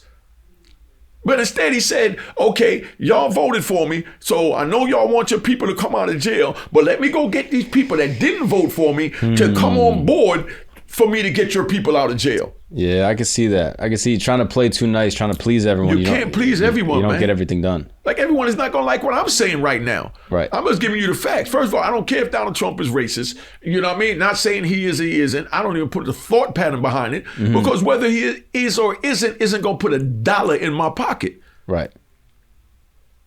You understand what I'm saying? But if he's president, it might help you out financially. No, but and that's all I care about. If Yeah. it helps me out financially, and then I still don't care what he does. I didn't care about Bill Clinton getting head from Monica Lewinsky. Yeah. People wasting their time worrying about that when they poor and they ain't got nothing to eat. But they talking about Clinton is a Troy is a this and Clinton is a that because he did this and did that. So what? Yeah, people are starving. We're starving, man. Yeah. What you care what a rich man do up in Washington with his privates? Yeah. You know what I mean? But America's so lost, they put all their energy into worrying about what he was doing in Washington with his privates instead of, and when all that was going on, Clinton, he was another great president. When Clinton was doing his thing, Clinton told him straight up, you know what I mean? I'm not answering none of that. You know what I mean? I'm going to let the media deal with that, and I'm going to do what the American people put me in office to do. And he continued to run the country. And that was it. And it was great when he was there, too. He was another good president. Yeah. You know what I mean? The only reason why I like Donald Trump so much is because he honored his word. Yeah, you just can't get people trying to please everybody. Yeah, Just and trying to like play nice. my judge gave me life plus 20. You understand what I'm saying? So I'm supposed to die in jail with no chance of parole. You know what I mean? But when I stood in front of him 27 years before, I told him, send me someplace I could further my education. And when I went to jail, I became a certified electrician, a certified cook, a certified plumber, certified HVAC and refrigeration, certified mechanic. You understand what I'm saying? I learned about computers. That's why I'm doing YouTube so great. Yeah. You understand what I'm saying? I mean, I went and I couldn't read or write when I went to jail. You understand what I'm saying? I couldn't read or write. You know? And then you wrote this. And then I wrote my book, A Roar in Harlem. Yeah, I mean, that's crazy. And You know what I mean? You were telling me before, you wrote it on toilet paper. I wrote most of that on toilet paper. Because they wouldn't give me regular paper to write on. I'm trapped in a cell in ADX. And they brought me toilet paper every week. So I had to write it on toilet paper. I got a box of toilet paper with parts of that book written in. That's the only way to stay sane and solitary. Yeah, that was my way of staying sane. Yeah. You know what I mean? Because, I didn't have anyone to tell my memories that I remember that's in that book. I didn't have anyone to talk to while I was in there. Right. So I talked to my toilet paper and the pen. But you put it all down. You know what I mean? Yeah. And then when I came out, I grabbed my piece of toilet paper together and I put a puzzle together and you got the greatest book ever. And if you don't go buy Roar in Harlem, you a damn fool. You know what I mean? Because you ain't going to know what really went on back there or really know who I am. Yeah. Because that's telling you everything from the 70s all the way up, until the 93 when I got locked up. That's like the Bible for the streets. And it's been quoted as that. The Bible for the streets. The Bible for the streets. Like in the prison, we had a Bible. Right. You know what I mean? That was another novel, you know, by James Carr, you know, called Bad. That's another book. So I'm not just plugging my book. I'm giving y'all facts and history. You know what I mean? And I got the idea from him. You got James Carr that wrote a book called Bad. You know what I mean? He told about what it was like him going to jail from the youth going through the prison system in California and how the gangs came about with the Crips and why the Crips came about and the Mexican gangs. And he broke it all down and he told all kinds of stories about different things that he went through while he was in state prison in California. But the things that he told about, those were the things that was going on. You understand what I'm saying? Those are things that we're going to go through going to prison. So you pick up James Carr Bad, which is the same way when your life gets hard, you pick up your Bible and you say a prayer. You read the Psalms. You get the blueprint for what's coming. Exactly. And that's what James Carr book titled Bad is. So y'all better go get that. I'm giving y'all good jewels. You know what I mean? And that's what a roaring Harlem. You know what I mean? That's how, you know, not to hustle. That's how to get out of the game. Exactly. Because that's everything that I did. Look at all the screwed up shit that I went through in my life. If you read all the crap that I went through, you're going to love it because it's entertaining. But if you think you want to go mimic that and then go sit in jail for 26 years, by all means, go ahead. But like I said, I'm going to say it again. Just know to shut the fuck up because there's rules to this shit. I sat in jail for 26 years. Did they try to get you to snitch? Hell yeah. And I fired my lawyer for even mentioning the government to me. Wow. They wanted you to be like an informant? I wouldn't even go that far. They wanted me to plead guilty. And then they wanted me to testify against my brother. Even after he got killed, they came to me and say that, oh, well, just testify and just tell us what happened and give us that, man. And I'm like, I had to fire my lawyer. I can't tell on a dead man. I can't tell on any man. Yeah, that's disrespectful. You know what I mean? To the game. Yeah, to even bring it up. I've been in the game since in the 70s, so how could I violate that now? Yeah. For my freedom. Then I'm showing that the game is not worth nothing. I'm the epitome of what the game is. If I would have died in prison, I would have died in prison. I didn't know I was coming out. They knocked on my door and told me I was released. That's how I got out. I didn't serve my time. I earned my time with all those certifications and degrees I told you I got. Yeah. I even been to college while I was in there. When they took the college program out the prison, I paid for it. Out of my own money to learn. You paid for your own college while you were in prison? Yeah, because you got to. It ain't no more the government paid for it. They been took that out because they just want you to do idle, dead time. Yeah, they don't want to rehabilitate you. They don't want you coming out better. They don't want you coming out. Yeah. They figure you ain't never coming out. They taught me how to be, they don't taught me how to be a mechanic. I know how to fix Hummers. I was in Victorville right before I left. They had me working in Unicorn how to fixing Hummers for the military. Right. Old black man for me that couldn't read or write. I'm sitting there using these two hands to fix a Hummer. You understand? Come on, man. Yeah. You know, it's a no-brainer, but that's why I say that the education is key. No one told me this. That's why I'm sitting here doing this interview so that the young people look at this. No, education is key.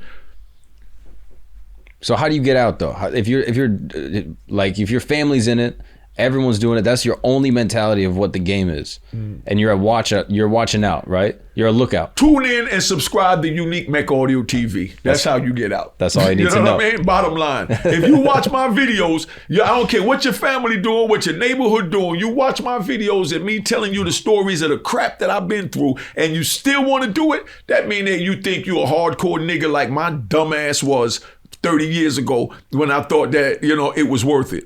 But here it is 30 years later, I'm telling you it ain't worth it. If you watch my videos and say you still want to hustle, man, go ahead. But just know when you get caught, I'm telling you, also shut the fuck up. You know what I mean? You don't need to tell on nobody when you get caught. Handle your own. Because you watch the videos and say, no, I'm still going to do it. So now that you get caught, say, okay, well, I'm going to do the time like Unique did. Because I wanted to still sell drugs like Unique did. And then when Unique got caught, Unique shut the fuck up. So if you want to follow me in the dumb shit I did in the book, just know to follow me all the way and shut the fuck up. And take it to your grave. Nothing more to be said. Nothing more to be said. And we can tap out there and do a part 2. This is more than enough. Thank you so much. Unless you got something else real quick. But I think this would be a great ending. Unique, thank you so much, bro. You know what I mean? really appreciate it, man. Hey, thank you. You got a lot of jewels just now, family. This was excellent, bro. I really appreciate it. Oh, let me plug my man. I got my man Book here too. I got to plug my man from Felon Magazine. Got the big homie for Felon. We got Lou Sims on the cover. This is one of our legends from Harlem that also turned his life around. There you go. AKA the Lynch Mob with my man Farris. Make sure you get the book. He was on Vlad TV too. That's my brother. Oh, that's great. my family. And we all try and help each other. See, this is what it's like. Like I said, when we was getting money, when my grandmother baked cakes when we was younger, right? My grandmother baked cakes and, the extra batter, she made cupcakes. You understand what I'm saying? And different little bakery stuff. Yeah. And she gave it out to the people. You understand what I'm saying? Because she wanted everybody to eat. This is your donuts. So this giving them away. And this is my donuts to my big bro. You know what I mean? I love you, family. And freejimmyfingers.com. There's I put up my man. We got another good homie that's still locked up that we trying to get out. Named Leonardo Casico. But you can just put in freejimmyfingers.com and sign his petition. He went in at 22. He went in at 22 and he turned 50 years old this year. He got 3 life sentences. He got 3 life sentences. What is it? He got 6 life sentences and 300 years. That's insane. But he went in at 22. So everything he did when he was younger than 22. Now he's 50, but now he's rehabilitated. He got just as much certification as I had. Right. We changed our lives around. College, everything. Yeah, don't count us out because of what we did back then. Because every politician in Washington done violated one way or another the laws of America. And y'all forgave them. So don't say you don't want to, free Jimmy Fingers. You understand what I'm saying? Because he did this when he was 18 and 19. Just a different game. It's just a different game, Everyone's hustling something. There you go. And just like I'm showing love to my brothers, that's what we do. And that's what y'all have to do. You know what I mean? If you make it, you help your brother make it to the next step. You don't say, I made it. I'm not going to mention my man Lou Sims. I'm not going to mention Jimmy Fingers. I'm going to mention all my brothers. And when you in Harlem, my man Tone got a restaurant, lounge called Legends Lounge on 146th and 7th Avenue. Good tourist spot. You know what I mean? But that's how I plug my family. I love it, bro. I got to check that out. Legends Lounge. Yeah, that's family. I'm going to go through there. You know what I mean? Yeah, it's family. They got good food, good liquor. That's the homie. But like I said, I get a chance to eat, get on your platform, let the people know the word. I'm going to let them know. Read my man Felon magazine. Jewel got the magazine. Felon with him. Got a Roaring Harlem right there. And Bad by James Carr. And that book was written in like the 70s, the 80s. It still rings true. And still rings true. Unfortunately. In New York State prison system, they call that the Bible of the prison system. When dudes come to prison, back in the day, when dudes come to prison, they give them that book. Really? Everyone the new inmates, wow. Your homies give you the book and say, go read this. Because then you're not a move. You're not moving, nigga try and make a sexual move on you. You're not a move when a nigga steal from you. You're not a move when a nigga violates you and invite you to his private part. You know how to do everything from reading that book because these are all the scenarios that he went through in prison from in the 60s and 70s that he put down. And here we go in 2023. So you don't have to go through it to, to know how to do it. So when you come, we give you the book. You know what I mean? Just like, I'm giving y'all the jewels on my YouTube channel, Unique Mecca Audio. You go over there, you watch that, you see how screwed up my life is, how y'all think it, the haters say it's glamorized. It ain't glamorizing. My life was glamorous.